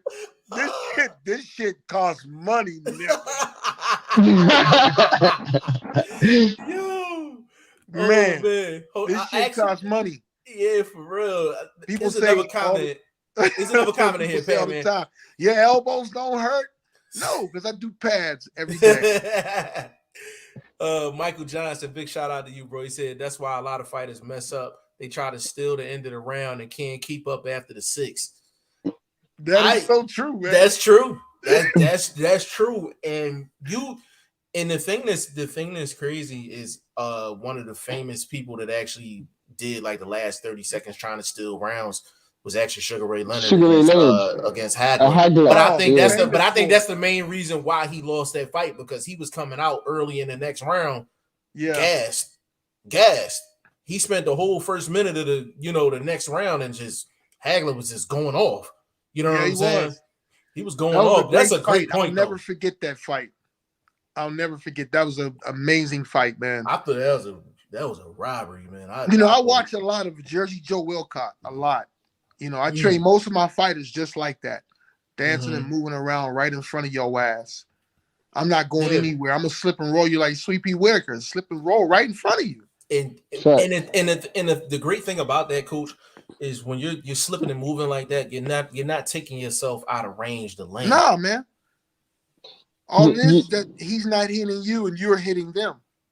Do you know one thing, and I remember, and I bring up Tyson Fury again, another person who fights real good, is I remember when he fought Wilder in the first fight, he wanted his corner to tell him when is the last 10 seconds of the fight, when is the last 20 seconds, keep updating him in the round.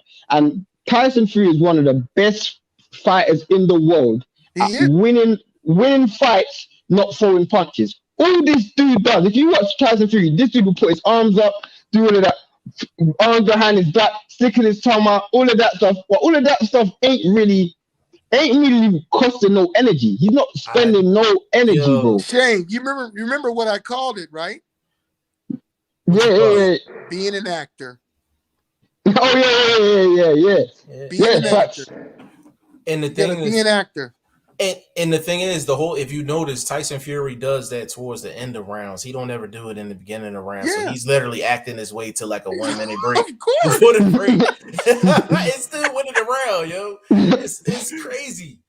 He's being an actor, man. Yeah. Oh, hold on. Somebody said, what did you think of Archie Moore? Oh my God. One of the best two-hand punchers in the business. Come and get you like a gorilla, dog. A nasty monster. That was one of my favorites too. Him, Ernie Shavers. Oh, bro, unbelievable, bro. His name don't get mentioned enough, Coach. Oh, Ernie Shavers, Sugar Ray Robertson. Them boys were two-hand punchers, and Roberto Duran was a two-hand puncher. They knocked you out with both hands, man. Facts. Oh my God, unbelievable. We'd be dumb to get you on and not get you to talk about Jojo Diaz versus Devin Haney this week. Well, so how do you see that Diaz fight? Got a rumble. He has the same rumble, just like Archie Moore. He coming from outside the box, swinging with hooks, coming at you. Right. I mean, you can touch him, and he's still throwing hooks. So Devin Haney better have his hands up. You better have your hands up after the punch, hand placement. Woo, you better have your hands up. How do you predict that fight, bro? How do you predict that fight? I don't even know. I can't even call it. I'm trying my best to look at it like I did some assessment on both of them, and I seen what was wrong with both of them. Right. So, honestly, it might end up being a lot of holding. I can see that. Because once Devin Haney starts throwing punches, they pretty much go behind him. Punches got to stay in front of you.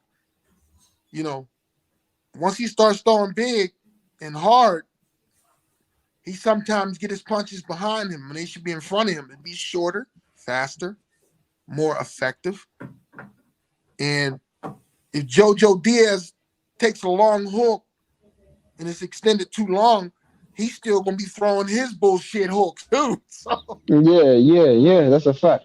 So whoever got the best chin for the opportunity, man, that's probably what it's gonna have to be. And I noticed that Devin Haney really don't throw a lot of looping shots. Well, when he fought Linares, I seen when he had that Windsor and Coke, he was tipsy. Hey, he had a double shot of Windsor and Coke. After he came up from rolling, his hands was down. As soon as he touched him, it was Windsor and Coke, brother. Yo, he was at the club. Hey, coach, the thing that's crazy when he was slipping, when he got caught with that shot by Linares, when he slipped, he had his hand the wrong way. He had his hand covering this way. His whole face was open. He had his hand the wrong way. That's why he got caught. He was covering the backside of his face. He's like, yeah, that was the pub. That was the pub walk. He had that bobblehead dog going on. Oh man! This is a question for Padman. Y'all think Teo hot out the gate and getting caught messed him up? Basically, coming out the gate too quick. Yeah, it shook him. It changed the whole fight game. It stopped his kill. Yeah. He had to sit back and figure it out. It was too late. But he didn't make any adjustments though. He didn't know how, because he was still fucked up from being knocked down. That's the first time he's been knocked down at a fight ever. Hey, coach. A lot of people called that a flash knockdown. I was just like, that wasn't a flash knockdown mentally though. Hey, a knockdown is a knockdown. That was a legit knockdown mentally. He bought that right hand from left field, bro. He bought that joint from his ass. And he ate it. Knockdown is a knockdown. This is the same as when Pacquiao knocked down Thurman walking backwards. Mm-hmm. Flash. Yeah. Flash knockdown. Doesn't matter. Flash or knockdown. Still a knockdown. Yeah. Still a 10-8 round. Hey, coach. Let me tell you something. And Shane, I don't even know you know this, yo. So I seen the official scorecards for Cambosis and Teofimo, right? Just to go to show you how these judges are. Cambosis got a knockdown in the first round, correct? Yeah. Why was 2 of the 3 scorecards 10-9? I'm sorry, you almost spit your water out, coach. My bad. When? Round 1, 2 of the 3 official scorecards had a 10-9 Cambosis. I don't believe that. I have to see that for myself. Bro, I'll send it to you in your DMs, bro, because I got it, because I figured you would say that. I could have sworn that was a 10-8 round, wasn't it? Yeah. I'm going to send it to you and I'm going to send it to Pat, man. Wait, Jeff. What's worse? That being a 10-8 or Adrian Broner winning the first round and he didn't land one punch? No, that'll always be the worst. That'll always be the worst. You know, Adrian Broner got a great jab. It's a great twitch, but it's too separated from the jab. It's too much separation from the jab. Do you get what I'm saying? Yeah, I got what you're saying. Separation, bro. There's a 3-minute gap between the jabs, bro. So he got a freeway in between his jab. Hold on. Michael, hold on. Michael Johnson, he said, you lying, 10-9, no way. That is, hey, bro, I'm going to send it to you too, because we follow each other on Twitter. I'm going to send that to you too. I found that out earlier today. 2 of them judges had a 10-9. Hey, when Teofimo knocked him down, I don't think he gave him a 10-8 either. Yeah. I got to check that. Man. These judges out of pocket, man. These judges is really out of pocket. I think when Cambosis rolled, he seen it coming. He just couldn't get away from it fast enough because he rolled too deep. Yeah, and he was a little physically I don't really think he was hurt. He got right up. So yeah, that actually woke him up though. Yeah. Yeah, definitely. Definitely woke him up. That Teofimo threw was out of anger. You know my saying, bro. Give it to him, coach. Give it to him. Anger has no energy. Absolutely. That's a fact. Anger has no energy, man. That is an absolute fact. You gotta practice breathing. The only way you can practice breathing is not be angry. You can't be angry. If you're angry, you're like this.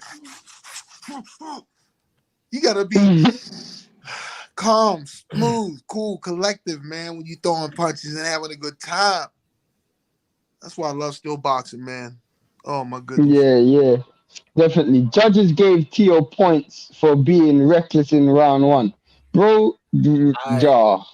Man, 10-8 is 10-8, man. Yeah, that's a fact. 10-8 is 10-8, man. I like that's Once you get knocked down, it's a 10-8, bro.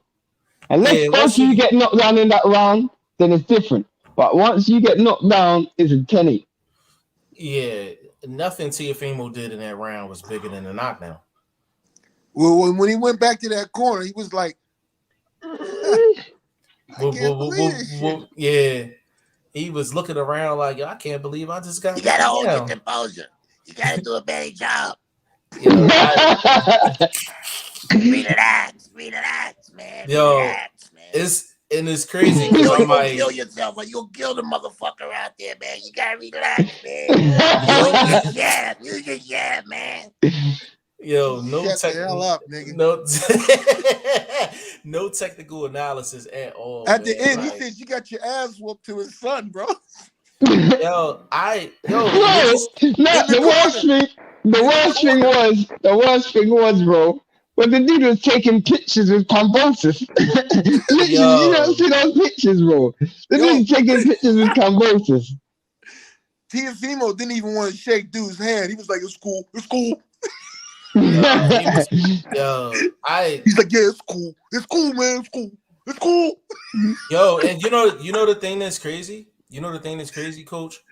On top of him losing all the belts, Bob Arum probably gonna put him on the shelf.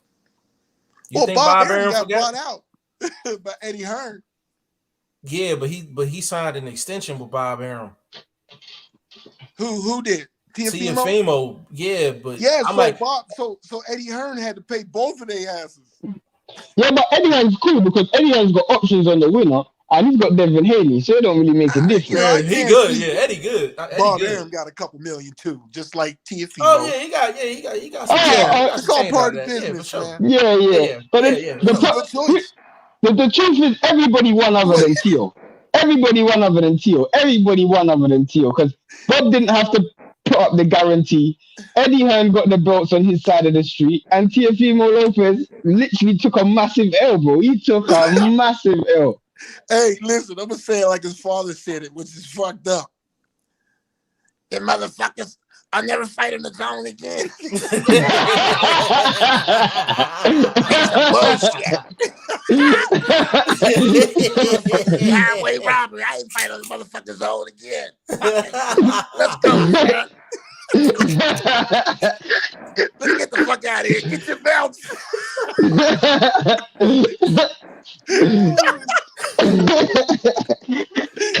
Yo, you got me crying over here, man. Yo. That dude got me with tears in my eyes. Yo, man, he got me crying over here, yo. That's funny. Oh, man. That's funny. It was the zone's fault. You ain't never fight in the motherfucking zone again. Fuck this shit, man. We getting the fuck up out of here. He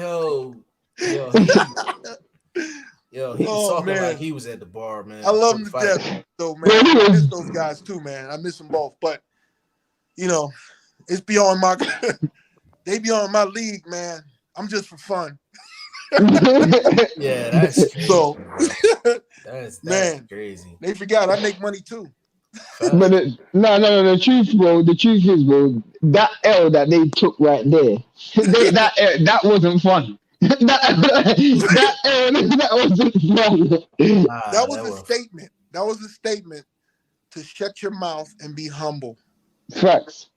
God teach you in mysterious ways, or whoever you believe in, Allah, God, whatever, Hinduism, Buddhism. Right. Still, whatever your higher power is, that's one thing that you have to believe. That's the way it was supposed to be. Yeah. Right. For a reason. You got to learn that lesson. Learn off of it. I mean, we sit here, joke, have fun, whatever, but that's the truth. If you can't learn from it, then how are you going to move forward directly? Are you going to be a person that you feel bad if you get rid of this person. You got to think about your career. There's no loyalty in boxing. No It's chance. who's better for you. You don't have to be their friend. You don't have to be their friend. You don't have to be a relative. You need somebody that's going to turn your switch on and feel good about it full time. And that's what you got to have. If you think you're happy with what you got now, then all you got to do is look at your results. Literally. Yeah. Literally. Yeah. Just look at your results.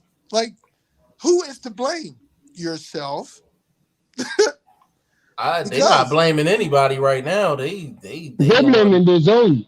They blaming the zone. They blaming the zone. The motherfucking zone again. I couldn't believe you said that shit. I was like, it's the cameraman's fault. I'm not gonna lie, I've never ever heard someone lose and blame the TV network. They blame the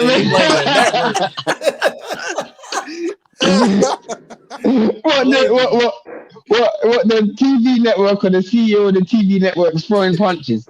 He's the one who dropped you in the first round. He's the one who dropped you in the first round. Hey, you know, when them niggas coming in there to a fight looking like president and vice president, listen, you can get bombs at you all the time. You're going to get bombs at you all the time. And that's the level that they put themselves on.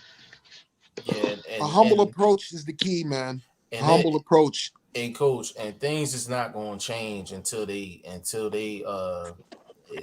actually accept that they lost this fight and why they lost this fight. Oh, that's the point. That's the point. Until they do that.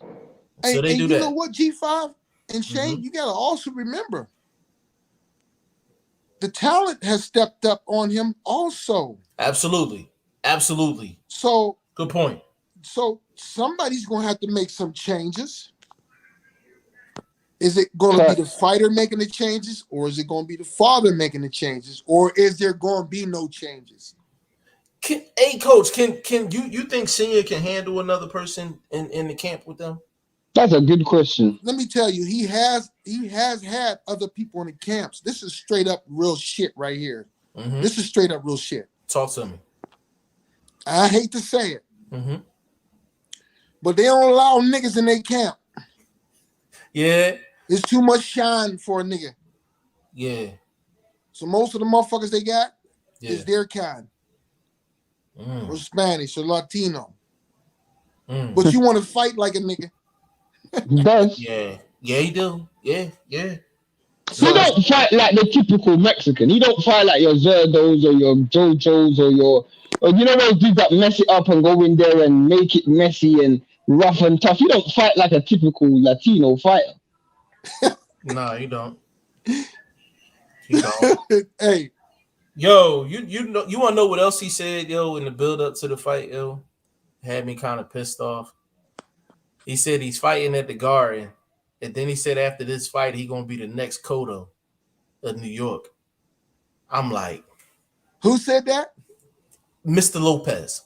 What did he say again? Hold on, Shane. Let me repeat it. Let me repeat it. He said after this fight with Cambosis at the Garden, I'm gonna be the Miguel Cotto of New York, fighting at the Garden. That's what he said. Wow. That's what he said. Someone let me know why that's a bad thing to say. I don't understand. Holy smokes! Listen, let me explain it. So Miguel Cotto in New York, whenever he fought in New York, all eyes was on Miguel Cotto.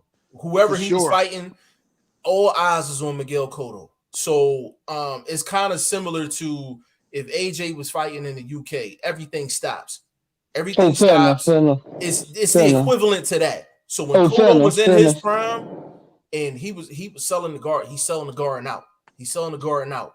When he fought when he fought guys like Zab Judah, guys like that, even Margarito in the second fight, you know what I'm saying? Like whenever he fought in New York, it stopped. You know what I'm saying? So for Teofimo to say that was a crazy ass comment. Then on top of that, he wasn't even in the big Madison Square Garden. He was in the theater. He's in the field. He was in the small room. You know what, man? What's that, man? I'm king of New York, man. No, Mel, you fucked up. It's just all of that just goes to show like That's Kool-Aid, man. That's Kool-Aid. It's just no direct focus on Cambosis. No direct focus on Cambosis. That's a lot of Kool-Aid, man. And I love him and his dad. I do, man. I don't know what them boys done, man. They just you gotta turn. You gotta get humble, man. Where does he even go from here, Coach? Get humble. Wants to spend some time with his newborn. Mm-hmm. You know. Mm-hmm. But like you should have figured that shit out a long time ago. You got Santoro on the other side. The motherfucker watched you grow up in box, knows everything about you. Right. Like had to drop on him. Jesus Christ. Had to drop on him. How can you overlook that? Right. They didn't even care. Bro. That's some funny shit, man. I'm telling you. Me and Teofimo and his father trained at that gym like on a daily basis when he was small over there. Like I said, wait a minute, he got dude in this corner. I said, he know everything about Teofimo, bro. Come on, man. That's an easy victory. That's crazy. I don't know how they overlooked that. When you knew you had that dude as a coach. Yeah, I don't know how they overlooked that. I don't know how they overlooked that at all. I gave it straight to you first, didn't I? Yeah, like none. Yeah, like seriously, like when we clip this and actually drop it, like nobody else is gonna have this. No, not at all. Nobody else is gonna have. Actually, when I put the clips out, I'm actually gonna send them to you so you can put them out. Yeah, let me see if this mic works. Let me see if I can turn my audio up. I mean, yeah, that's crazy.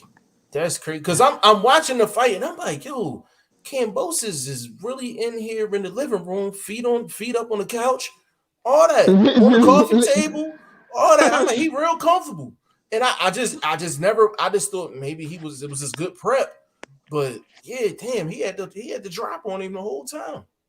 That's some funny stuff, man. Told him everything about him. I guarantee you, bro. Like, how do you like Shane, like you said, how do you overlook that? Yeah, I don't understand that. That is almost a schoolboy man. That is a schoolboy mistake, bro. That's like, you know what, that's so dumb, bro, because that's like me and you. If I know your playbook, I gotta change my playbook going into like you gotta make an adjustment. Right. The dude's reading out your playbook and you go with the same game plan you had prepared for. I don't make any sense. And I was telling the truth, just like dude said. He knew the gym too. Damn. When he was talking on the L Dub, L Dub. Yeah, he knew.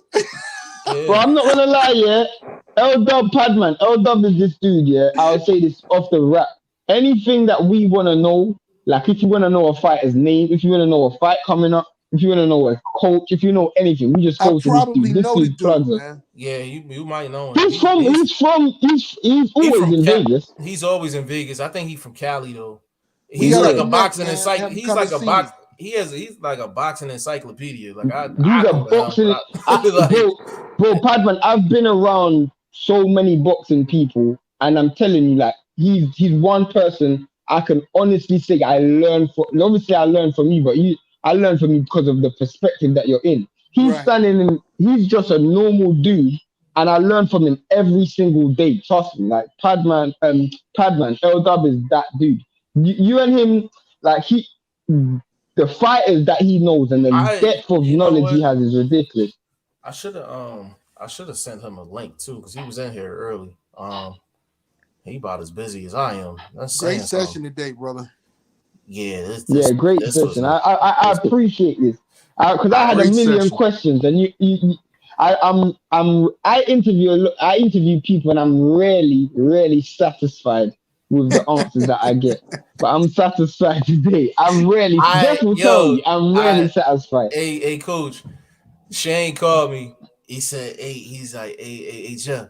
He was like, I got like a gang of questions for Coach. He's like, I gotta get my questions off.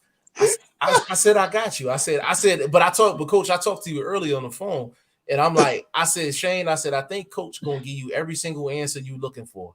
I said, because he sent it to me via text. So I said, I think he gonna give you everything you looking for. Bro, you gave us everything we looking for and some other stuff. It literally, and some change, bro. I mean, you gotta change. realize too, man. Shane, G5, you know, I'm in Vegas. I go to the top gyms, man, and then I got my own in my home. So literally, you know, whenever you guys are on, like I was at Mayweather's gym earlier. I should have went on when I was there because it was a lot of fighters there today. Hey, Coach. You know who you gotta get on. You know who I want to get on here, and I want you on here with him, Maurice Sharif. Lee. Sharif and Maurice Lee. Yeah, Maurice Lee is in California. He's coming back, I think, tomorrow. Because I know he got that whole perspective on Sean and Kenny Porter. Well, he didn't really do too much against Sean Porter. Sparring. And Sean Porter was just throwing haymakers. Most of them wasn't connecting. None of them looked like the fist was balled up, throwing any type of heat. But he was still bouncy on his feet. Yeah. And then when he fought this time, I didn't see him bouncing at all. Nah, he wasn't bouncy at all. He was actually sitting down. He was actually sitting down. Him and his pops, a little bit of frustration between each other during camp, arguing with each other about twisting and turning in the ring. His father, he'll stop you from sparring and go in the ring and just be like, this is what you should be doing, son. Yeah, he's been doing that for years. Wait a minute. Let me get in here. Hey, Coach, but you know the bad thing about that is you can't do that in a fight. You can't do that in a fight. Exactly. He can't do that in a fight. Yeah. So whenever Sean is in a fight and he's doing something he's not supposed to be doing, he actually freezes up. He stops. Yeah. And he don't know how to play it through. If he makes a mistake, because his dad always stopping it and correcting it, he don't know how to correct his own mistakes in fight. Because you can make a mistake in boxing, but it's about correcting that mistake. He doesn't know how to because his dad keeps correcting him. And he listens to him during the fight. So it's almost like he's programmed. His son got the talent. That's the truth. Yeah, he do. Yeah, and he's in the same situation as who? Teofimo. You know what I'm saying? You answered it yourself. Yeah, because I don't think Sean's retiring. I know he said he's retired, but I think he's going to come back. In his father's face. Yeah, I think he's going to come back. I think he wants to move on. But like I said before, man, I'm not offering those services, man. He thinks he's too good for me. But meanwhile, I could do so many things for him. I think you still got time to change. He's young. He's been in the game for a while. He's finally established the jab after a couple of years. Yeah. And then he got in the fight. He didn't use it at all. Nah, he was killing Bud first round with that jab. Yeah. That triple jab, Bud couldn't do nothing with it. You got to stick to the game plan. Couldn't do nothing with it. As soon as he switched southpaw, Sean just stopped throwing the jab. He got all hyped about it. Yeah, he just stopped throwing it, man. Then got your ass whooped worse. Yeah, yeah. Crazy. Hold on. Somebody asked a question. Burt Wood, round 10, was it a right or left hook that dropped Cambosis? Okay. It was a right hook. Yeah, it was a right hook. It was a right hook that dropped. It didn't even look that much like a hook. It didn't even look that much like a hook. It was in between a hook and a street. Hey, if you watch it again, you know how cheerleaders go down to the ground. Yo, when they don't do a flip right. No, when he put the tom-toms in the air. Yeah. Hey, that's how Teofimo set. That nigga set like a cheerleader, nigga. Yeah, man. Yo. Padman, what if you're literally Cambosis and you're on top of the world, you would have never envisioned that you'd be in this position. You got everybody and their mother calling you out. You got so much money on the table. What do you do next? Fight. You know what I mean? Do you go for a cream puff to stretch it out? You go for a home fight and sell out 80,000 at your hometown. I would fight in the next 5 or 6 months. I would fight. Make the money while you can. Who would you fight? Who though? I would fight Devin Haney. I would fight definitely Jojo Diaz. I would definitely fight Tank because that's money. Hey, coach, you know the one thing I would do if I'm Cambosis, whoever gets his next fight, I will make them sign a multi-fight deal, at least 4 fights. So even if he lose, the bag is secure. That's a fact. You know what I'm saying? Like you can't just sell yourself to one. Can you hear me? Yeah, you can't sell yourself for just the next fight. He needs to make that person sign. So if it's Eddie or whoever, they need to make him sign like a 4 or 5 fight deal to lock down the bag. And I'm talking guarantees and all that. He need to take full advantage. And another thing Hold on. We can hear you. Another thing I'll say, Jeff, is if you want that fight so much, you should be willing to come to Australia for that fight. Yeah. Try to get a home game, bro. Yeah, for sure. We got my boo Kiki in the building. Big shout out to Kiki. I know she probably working right now. She either at work or at the bar, one of the two. I know Kiki got that prediction right as well for Cambosis. Kiki, big shout out to Kiki too for getting that prediction right. She picked Cambosis. Hey, coach, can you hear us? Oh, he came off. Oh, he said his device not connected. I don't know if he's going to jump. I don't know if he's going to be able to jump back in. He's probably going to jump back in. That was fire, bro. I ain't going to fire. Real good. That was fire, bro. She said I'm at home. I'll be at the bar tomorrow. Can you hear us, bro? Can you hear me now? I can hear you. I can't hear you guys though. You can't hear us? Yeah, he's gonna try to come back in. You eating cereal? No, bro. Okay. Cereal's wet, bro. What are you eating? Eating pasta. Pasta with some vegetables. Okay. Fair enough. Yeah, man. Healthy living, bro. Healthy living. Yeah, healthy living. I need to get to that, man. I need to get to that for real.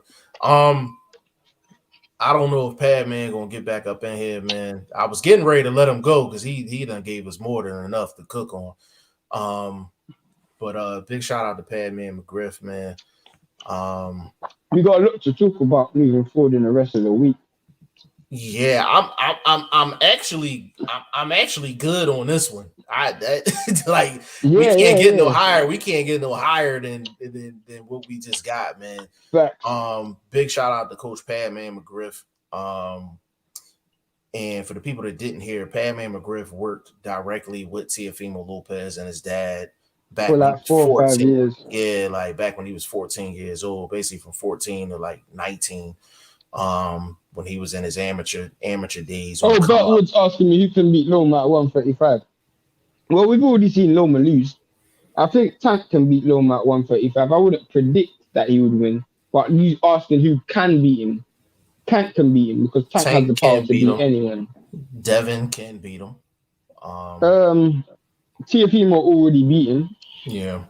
So I mean, Tank, Devin. Loma's a good fighter though. Loma's a real good fighter. Real good fighter. Yeah, real good fighter. For sure. Let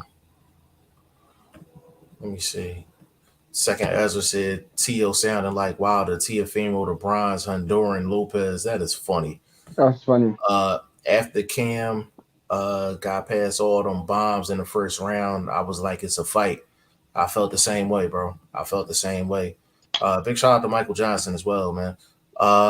Hold on. Michael Johnson isn't in the fantasy league, bro. Hey, Michael Johnson, man, you got to join the fantasy league, bro. You know what? He had a real good point. I was chatting with him a little bit earlier. He was saying, he was asking, like he didn't have any fighters in particular, but he was asking. He said, does the belt make the fighter, or does the fighter make the belt? And I said that all of them is not the same. All situations ain't equal. So, hey, Michael Johnson, I'm expecting a video out of you, brother, to kind of chop into that, man. I like that topic. If I'm answering the question, bro, personally, the belt don't make a fighter, but in the boxing world that we live in, a belt is real important for the fighter's progression. Mm-hmm. That's true. That's true. Because even the cash cow of Canelo, he's in the business of belt hopping. Yeah, it's good for leverage. It's good for a lot of things, and it's like, but like I said, all situations ain't built the same. Like you take a Canelo, take an AJ, they get whatever fight they want with or without a belt. You take a guy like Andre, it don't matter if he got a belt or not. He gonna have problems getting a fight. You know what I mean? Like, so they all not the same. William Gonzalez, Sean Porter is retired. He has nothing left to prove in the welterweight division. I think he will stay. I think he will stay retired. I think he got one fight left in him. I think he coming back. And who's that fight gonna be against? I don't know, but I don't know. I have no clue. Conrad said there's too much hungry shot. dogs.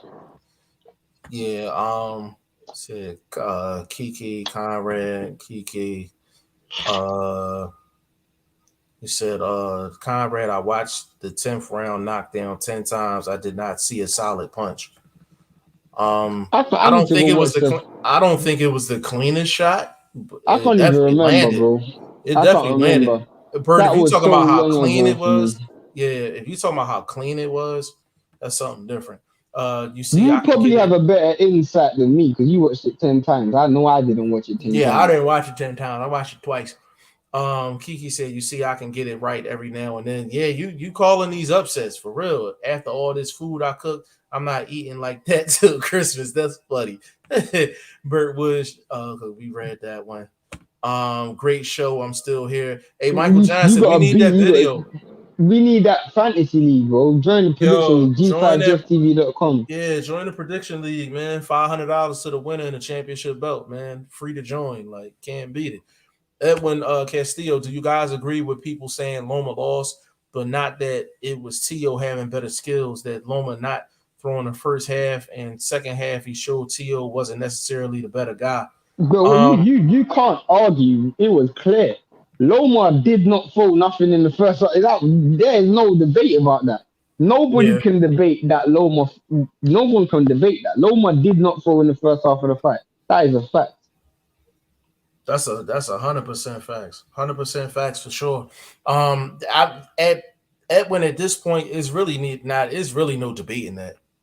Is really no debating that. Like, that's exactly what happened. It's not even playing favoritism either way. Like, that's exactly what your eyes seen. That's what happened. You know what I mean? Burt Wood, did y'all hear Rolly calling Cambosis a bitch? Rolly said heard that. Lopez elbow was hurt. I didn't hear that. That's news to me. It was a super clean shot. He said it is on YouTube. Michael Johnson, but he said, but put the belt. We know who they are. Yeah. The thing is, bro, with hold on, I want to read his next comment too. He said, also, I wish Sean Porter didn't retire, but found a better trainer. Bro, that's why I said I think he's gonna come back for one more fight. I honestly think he's gonna come back for one more fight without his dad, yo. I don't know if it's gonna be recent. How much this dude's very long in the tooth to be finding next trainers to be I don't think so, man. Well, the thing is, him and AJ the same age though. He's not old. He's 33. You mean how old? He's 33. Sean Porter's 33. He's 33. He's not long in the tooth. Seriously, he's been fighting for years. Yeah, but he's got more miles in the clock than AJ though, doesn't he? Not necessarily. Yeah, of course. How much wars has Sean Porter had in his career? Yeah, but AJ has been in situations where he done got knocked around a bunch of times too. He got different types of miles on his clock though. Yeah, that's a fact. But you know AJ's only had 20 fights or 23 fights. Yeah, but I would say 30-40% of them. Yeah. You know what I'm saying? Yeah. You know, that's similar to Sean though. Sean's had about 10 fights that were. Yeah, but there's less moments where Sean Porter was like out. Yeah. You know what I mean? Like, no, he's not long. He got miles on the clock. He's not like long in the tooth though. Like, not real long in the tooth. Not where I can't see him taking another fight. There's too many garbage dudes out here. He can definitely take another fight. I would be interested to see how Sean will fight with another trainer. I would be interested in that for sure, even if it's against a lesser guy. Second, Ezra, the belts are like a fork in the road. You can either get better or you can get worse. It depends on how you're looking at it. If you're looking at it from a business standpoint, it's always good to have a belt. You know what I mean? Right. But from a performance standpoint, it's like it's easier to get the belt than it is to defend it. You know what I'm saying? So it depends on how you look at it. Michael Johnson, I'm gonna make one, but I'm in the kitchen cooking greens, and hit me up on Twitter so I can join. I got you. I'm gonna send it to you, bro. And the fact that you cooking greens, bro, that's a good thing, brother. That's a good thing. Fight or die boxing. What's going on? Is Fight or Die in the fantasy league? Nah, bro. Fight or die boxing. Come on, man. Come on, bro. You gotta get in the fantasy league, bro. G5JeffTV.com, man. $500 for the winner of the fantasy league, man, and you get a championship belt, man. And it's free to join, man. Come on. Fight of the year, knockdown, deciding factor, obviously. Gave fans a great show. Run it back. Rusty Lopez for the nothing to lose Cambosis. Nah, the truth is that wasn't fight of the year. That wasn't fight of the year. Top 5. I would say top 5. Nah, that wasn't top 5. That fight that wasn't top 5. No way. Hold on, bro. Didn't we say this was top 5 earlier in the conversation? No, we said on the phone? Figueroa and Fulton. Oh yeah, I'm sorry. It was Figueroa Fulton. Yeah, we said that one was top 5. Figueroa Fulton was better than that fight. Yeah, for sure. No, I got my thoughts mixed up. The reason why the Figueroa Fulton was better than this fight, because that was competitive. Yeah. At no stage did I think Teofimo was gonna win that fight until he got the knockdown. And that I had to wait 10 rounds for Teofimo to show any form of competitiveness. Like, that was kind of useless. I thought Kambosos was way too comfortable. I just think that was. Yeah, no, I got my fights mixed up. That was my fault. Edwin said, yeah, I agree, and that's why I'm wondering. Teo not really that good. I say after what his mindset showed and riding that victory like he was gonna run it back, will he be a one-hit wonder? I don't Teofimo's not a one-hit wonder because he's beaten a couple of good fighters. So he's not a one-hit wonder, but it is a serious question on what he's gonna do going forward. And I'm talking about his mental state. It's always a question of how a guy's gonna come back off of a loss. Not every fight is built the same mentally and emotionally. So I think shout out to Edwin Castillo for the subscription to the fantasy league as well. Absolutely. Big shout out to Edwin Castillo. Just now. So shout out. Big shout out to Edwin Castillo. Michael Johnson said, prime example with age, I switched from wide receiver to DB and nickelback and give 2 wide receivers that went to D2 problems. I feel you, man. And that's the thing, man. Like, it's just with Sean, because I know you're talking about Sean. The thing is how does his muscle twitch has to be automatic right now. You know, just throughout his career being with his dad, his twitch got to be automatic. Bro, I don't even think it's that scientific. Let's just look at it from a perspective of you got some young cats in the division. Why come back? You got guys like Stanionis, Virgil Ortiz, Boots. Here's where you wrong. And then all the top level fighters you've already lost to. So why come back? Bro, but the thing is, who says he got to fight them young guns?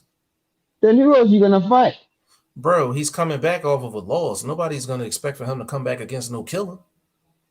And it is. No, but there has to be a direction or in terms of achievement. What are you trying to achieve? Right, but you have to have a comeback fight against a softer opponent. That's just boxing 101. Yeah, but it has to lead to something. That's my point. I understand all that. Sean can go to 154 and make noise. 154 is a fucking mess. 154 is a mess, bro. And the thing is, and it is technical when you've been doing the same thing for the past 20-something years. No, I'm talking about coming out of retirement, bro. It's not that, bro. How many people we've heard after a loss say that they retired and they come right back? Yeah, you see it all over sports. It's a different circumstance, though. Look at Sean Porter. Circumstances. Sean Porter's mentality has always been to take on the best. He ain't coming back to fight Cream Puff, bro. Yeah, but even bro, he just fought a Cream Puff recently. Because it was leading them up to a world title fight. Right. But he fought a Cream Puff to lead up to something. Yeah, but he's not. What is the point of him going back in there? I understand if he fought a Cream Puff to say, you know what, I'm gonna go to fight a Cream Puff to position me to fight for a world title. But why? Because you're gonna be taking on a live dog in Boots or Virgil or whoever. Bro, but you could have made the same statement years ago with Sean. No, I couldn't have. I'm telling you, listen. He was I'm talking about if he was thinking the way you're thinking, right? If he's thinking the way you thinking, he was an underdog against Keith. He was an underdog against Spence. He was an underdog against Danny. He was the underdog against Bud. That didn't stop him. It didn't stop him. But the difference is he lost to all of those dudes. Understood, now, but that's what I'm saying. That's what I'm saying. You're gonna continue that trend when you don't need to. You got to keep bringing up motivation. Like I feel like when you make statements, you disregard the fact that fighters need a reason to fight, and you're not giving me a reason right now. Shane, bro, Sean Porter's never been a draw, so that's I don't. Bro, it ain't about Shane. It ain't about that. He's the same dude that made 50-50 with Spence. He fights with Al. He gets 7 figures every fight, bro. That's the reason to come back. This dude ain't broke. It don't matter. It don't matter, bro. Billionaires want more money, Shane. Bro, am I correct? Am I correct? But that's not a big enough. I don't think that's a good enough reason for this dude to come out of retirement. Bro, the only reason people come out of retirement is for the money. That's the only reason. They're broke. Huh? No, even when they not broke, they'll come back. Even when they not broke, they'll come back, bro. Unless this dude's fighting like a Jake Paul or something, I don't see how this guy comes out of retirement. Or like he lost against the best fighter at 147. I can see if he lost. I can see if he lost against Spence. And he lost to Furman. And he lost to Kell Brook. And the division is getting heated. But Shane, you're talking as if he's losing the top. He's losing the guys that's ranked 40th or 50th. He only loses the top 5 guys. But why would you're still not bringing up motivation? You brought up money. Bro, listen. In my eyes, a lot of people felt like he beat Spence. He was winning the fight against Bud before he got stopped. So that's what I'm saying, Shane. But you're talking. But what does that tell you? Shane, what does that tell you? But Shane, you're talking as if Shane don't be bringing it in these fights. You're talking as if he's getting blown out in these fights. No, I'm talking about this dude who's always been a nearly fighter. And you're about to transition into a certain stage in your career where you don't need the work and there's live dogs coming up. They're in the Who Needs Them club. And he's in a situation where he's already financially comfortable. He secured his place moving forward in terms of what he's going to do outside of boxing and after boxing. Why? That is my point. Why? I agree with that 100%. I agree with that 100%. But Shane, this is boxing we talking about. We've seen plenty of people come back, and we're asking, why the hell are you back? No, that's a fact. That's a fact. But I just all I'm saying, I rate Sean's integrity a bit better than that. No, but all I'm saying is Shane is Sean Porter is in a lot better spot to come back than probably 9 out of 10 dudes that has come back. I can make a legit argument that he's beaten 3 of the top 5 guys that he was in the lead against 3 of the top 5 guys at 147. Who can say that? He's a nearly fighter. He's a nearly good enough fighter. That's what that means to me. You're a nearly fighter. So he's a nearly fighter that's a top 5 guy. That's what you're saying. He's not top 5 anymore. No, I'm talking about before that. Before the Bud fight, he was top 5. But he's not top 5 now. I'm talking about before the Bud fight. We're talking about him, bro. We're talking about him coming out of retirement, bro. You're saying him coming out of retirement. But Shane, you're saying he's a nearly fighter. You can't say he's a nearly fighter and he's top 5. You can't say that about top 5 though, bro. Bro, I'm talking before the Bud fight. Was he not We're top talking 5? about after retirement. That's what we're talking about. Shane, but it's Sean not top 10. He's Sean top is 10 top 10. still. So you can't say he's a nearly fighter. But he don't want to be a top 10 fighter. He wants to be the best, bro. Understood. Shane, all I'm saying is you can't say that he's a nearly fighter and he's top 10. Yes, I can. Yes, I can. You because can't, you'll never bro. be the best. You're nearly good enough, but you're not good enough. That's what that means to me. Shane, but it's only one person that can be the best, bro. You can say that about the whole sport. Of course. But no one has failed so many times as Sean. Sean has failed so many times. Why would you go back in the ring? I rate this guy's integrity way higher than that. To just keep fighting for the back. I don't think you being fair to Sean, yo. Bro, I'm gonna tell you why I feel like you're not being fair to Sean, man. I'm actually disappointed, man. I'm actually disappointed, man. Because you're the main person. We are the main people that get on people for not getting in the ring with folks. Right? Yeah. Right. Yeah.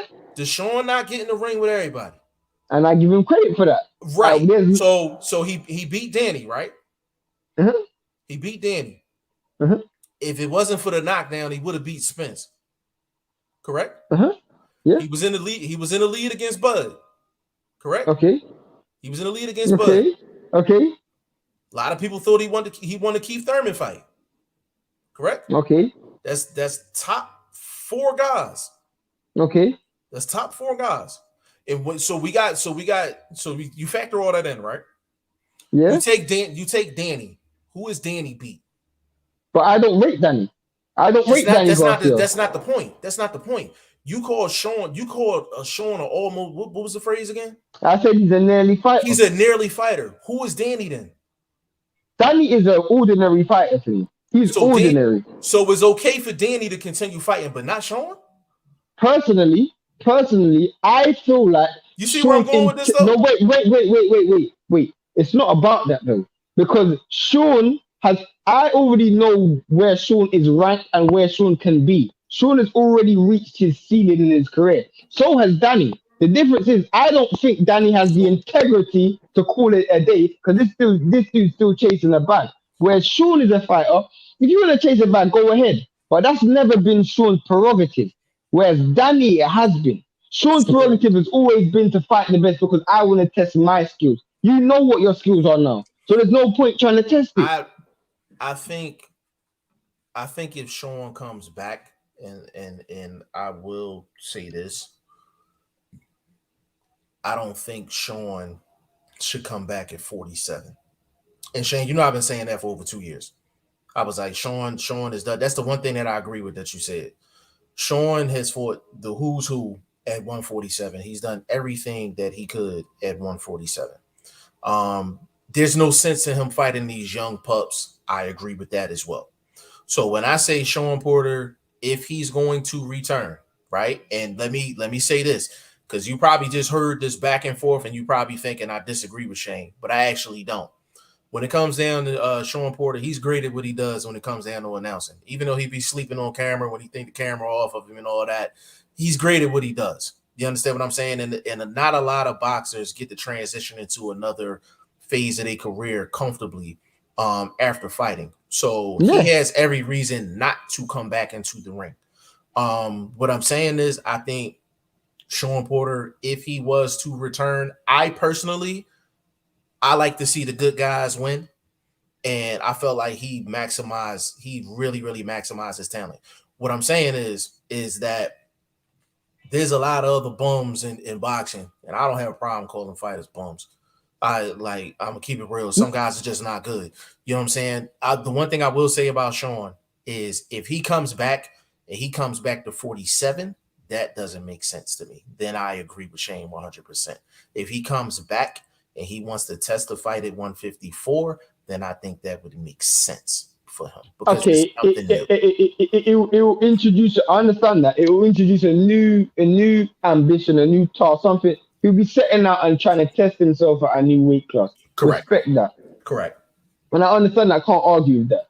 Mm-hmm. Where I would, and I'm not saying I'm against it, but where I wouldn't, if I was him, is purely and simply because I understand you want to see how good you can be, but certain fighters, and I agree with you. When you brought up the Danny Garcia comment, when it comes to Danny Garcia can float from 154, 160, 140, 147, whatever, because at the end of the day, he's never, ever going to be the best at none of these divisions. And purely and simply, I think he knows this, but he's just looking for where he can get a nice little piece of money. Sean has never been that individual. Sean is always looking to test his skills, and he looks at it as the money's going to come regardless. So I'm just trying to test my skills and see what I can achieve and maximize my potential. And I respect that about Sean. Why I wouldn't go up to 154 is because I just feel like where you are in your career, in terms of the fact that you had a certain amount of wear and tear. Not saying you've had a real tough career, but you've had a certain amount of wear and tear, and you're transitioning into a new division, taking a new task that might take you longer than you need. It might take you 3-4 fights to get acclimatized to this weight.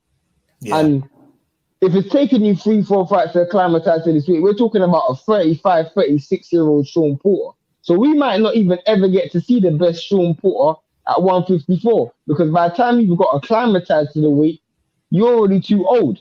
So some of the skills that you would have had, like the speed that you used to have the head movement, maybe that's not there anymore. Now you can still do it and test your skills, and I'm not against it, but I'll just be saying I personally wouldn't advise it, especially when he's achieved what he's achieved. And when you look at the landscape, do I think he can achieve more at 154 than he achieved at 147? No, I don't think so. I think this is more so for me it's two different questions. Should he and could he? Could he? Yes. Should he? He don't have to. And when you look at it that way, I think Sean is in a beautiful spot. I think if he does decide to come back and take another fight, I think people would embrace it. Just because it's Sean. Everybody likes Sean. Like, you know what I mean? I think people really got a problem with his dad more so than Sean, but Sean is one of the stand-up guys in the sport. And we need more guys like Sean. You know what I'm saying? We need more guys like Sean that's willing to go up against the best, that's going to hold his own against the best. And, I mean, me personally, I feel like he won the Spence fight, even with the knockdown. I don't want Sean Porter. I don't want Sean Porter to become a Derek Chisora. Not saying in terms of what they've accomplished, because obviously Sean Porter's accomplished way more. But in a sense where you look at this dude's resume and he's fought all these names, but majority of the names he's fought, he's lost. And it kind of eclipses the good work that he's done. Well, the thing is, it's very few guys in boxing history that beats everybody at the top. So with that being but he's lost more than he's won. Yeah, but the big fights he's lost more than he's won. But the one thing I can say about Sean is Sean has consistently been a top 5 welterweight for the past 4 years. It's very hard to do, especially at a stacked 147. And this is a testament to Sean. Sean has come off of losses and still has been top 5. He's come off of this loss against Bud and he's still top 10. So it's a testament to Sean. Like this, we're having this back and forth because we have that much respect for Sean. You know what I'm saying? Definitely. Some dudes we just be like, oh man, fuck it. If he want to come back, get killed, all right, whatever. But the fact we got so much respect for Sean, that's why we're having this discussion. But whatever Sean Porter is comfortable doing, if he's comfortable staying retired, then he's going to go down as one of the stand-up dudes. When you mention 147 in this era, like you have to mention his name in the mix. Being in the mix is one of the good fighters at 147 in this era. Like, was he great? No. Was he really, really good at what he was doing? Absolutely. You know what I'm saying? And we need a lot of our fighters to kind of take the mentality Sean did. Like, he gonna put his hard hat on and he gonna go to work. He gonna go to work, and he's gonna put his best foot forward. He's gonna maximize his talent, and we got too many people in the sport that don't maximize their talent. It's a lot of dudes more talented than Sean. They don't maximize their talent because they don't work hard. You know what I'm saying? So Sean has brought a lot of I think he'll be appreciated a little bit more after he's gone a little longer. He'll be appreciated a little bit more for sure. But I'm glad we actually had that back and forth on Sean. Burt Wood, Shane, will AJ take step aside money and let Fury fight Usyk? Was you in on our phone conversation earlier, Burt Wood? I think he would take it. Me personally. John Manziel, y'all know I had Cambosis on Saturday night. I had Figueroa too, though. Cambosis money value was great. He was focused. Teofimo was talking about Josh Taylor, Devin Haney too much distracted. Yeah, that's what Shane was saying from the jump, man. He said, I hope White versus Fury fight because I think White might KO Fury. Charles Martin gonna beat Luis Ortiz. I actually think Charles Martin's gonna win that fight. I don't know who's gonna win that fight, man. The fact that it's on pay-per-view is just a turn off. Shane Tio can he beat Taylor at 140? Hell no. Hell no. Hell no. Hell no. Hell no. Yeah, that's the easiest question we done got. I just registered. Will I get an email or anything else? I got so I could sync my email. You're gonna get it. Before every fight week, we give out the email just as a reminder to tell people to make their predictions. Yeah, but if you in here every day, we gonna be reminding you anyway. So, TFA Toshi in the building. Toshi, what's going on, bro? Teofimo Lopez needs a new trainer. Teofimo Lopez needs a new mind. Like, you know what I'm saying? All right, Joseph Quilt in the building. Hi guys, just tuning in. Have you been speaking about father, trainer, son, fighter? Well, you gotta watch the playback, bro. The playback is fire, bro. And Joseph Wilt, I need for you to get a PayPal, man, so I can get this bread over to you. I ain't forget about you. I got it stashed. I need to I need to holler at you. We need to work that out. For the people that don't know, Joseph Wilt is the winner of season 1 of the Boxing Prediction Fantasy League, man. Big shout out to Joseph Wilt, man. He'll always go down in history as far as this movement is concerned. But brother, we got some catching up to do, brother. We got some catching up to do, man. You know what I'm saying? For sure, man. But you got to catch the playback, bro. This is probably one of the best Goodfellas podcasts we've had. So yeah, you want to get the playback on this one. But Shane, we gonna close this one out, good brother. I wanted to respond one thing though. Sure. Where is it gone? He said, but Sean has more skill than Derek. Of course he has more skill than Derek. Absolutely. I just meant in the sense that when you look at Sean's career and you look at Derek's career, they both have fought the who's who. Derek has fought in more names than anyone in the last 20 years of the heavyweight division. Like his names I can go through his names and I'm going like 10 deep in terms of who he's fought. But at the end of the day, majority of those fights are losses. And it's the same thing with Sean. And if Sean continues to fight, let's say Sean fights Boots, then he fights Virgil, then he fights Estainionis, moves up to 154 and fights with Charlo, Kim Zhu. I mean, he would have fought all of these big names and nice names, and all of these fighters would have accomplished so much stuff. Yeah. But you your career is kind of looking like, wow, like you just more like you're being fought a lot of people, but no wins. Yeah, you're being more known for your losses than what you actually accomplished in your career. Exactly. Which I think with him leaving the sport now, he can actually, stand 10 toes down on his career. And the fact that he's more skilled than Sean Porter and more skilled than Derek is why it will be more hurtful. Because he's more skilled, so he shouldn't be fought like that. He should be remembered for how good he is. Yeah, that's what I'm saying. I think him leaving now, I think it's great timing if that's what he's thinking in terms of how he's perceived. Because I think if you look at Sean, I think a lot of the hardcores is going to say, hey, He could have got the decision against Spence. He could have got the decision against Keith Thurman. He got the victory against Danny. He was winning the fight. It's still Spence's best win on his resume, bro. Still Terrence's best win on his resume. Who? Sean. You know when they say, his best performance? No. It's Sean. Spence's best win is Sean. Crawford's best win is Sean. In the sense that my point is his name will always be mentioned because no longer can people say, well, remember when Furman was saying who has Spence fought? Or when people were saying who has Crawford fought? They can never say that because Sean fought those dudes. You know, and Sean really their claim to fame has been off the back of Sean. Both of those fighters. Yeah, Sean, I guess best win would be what, Danny? But yeah, Danny. That'd be his biggest name. AB. Trying to think. I was really impressed with the short Spence fight, the way he fought in the Spence fight. And I thought he was so unlucky not to get that fight, man. I thought that was his best performance.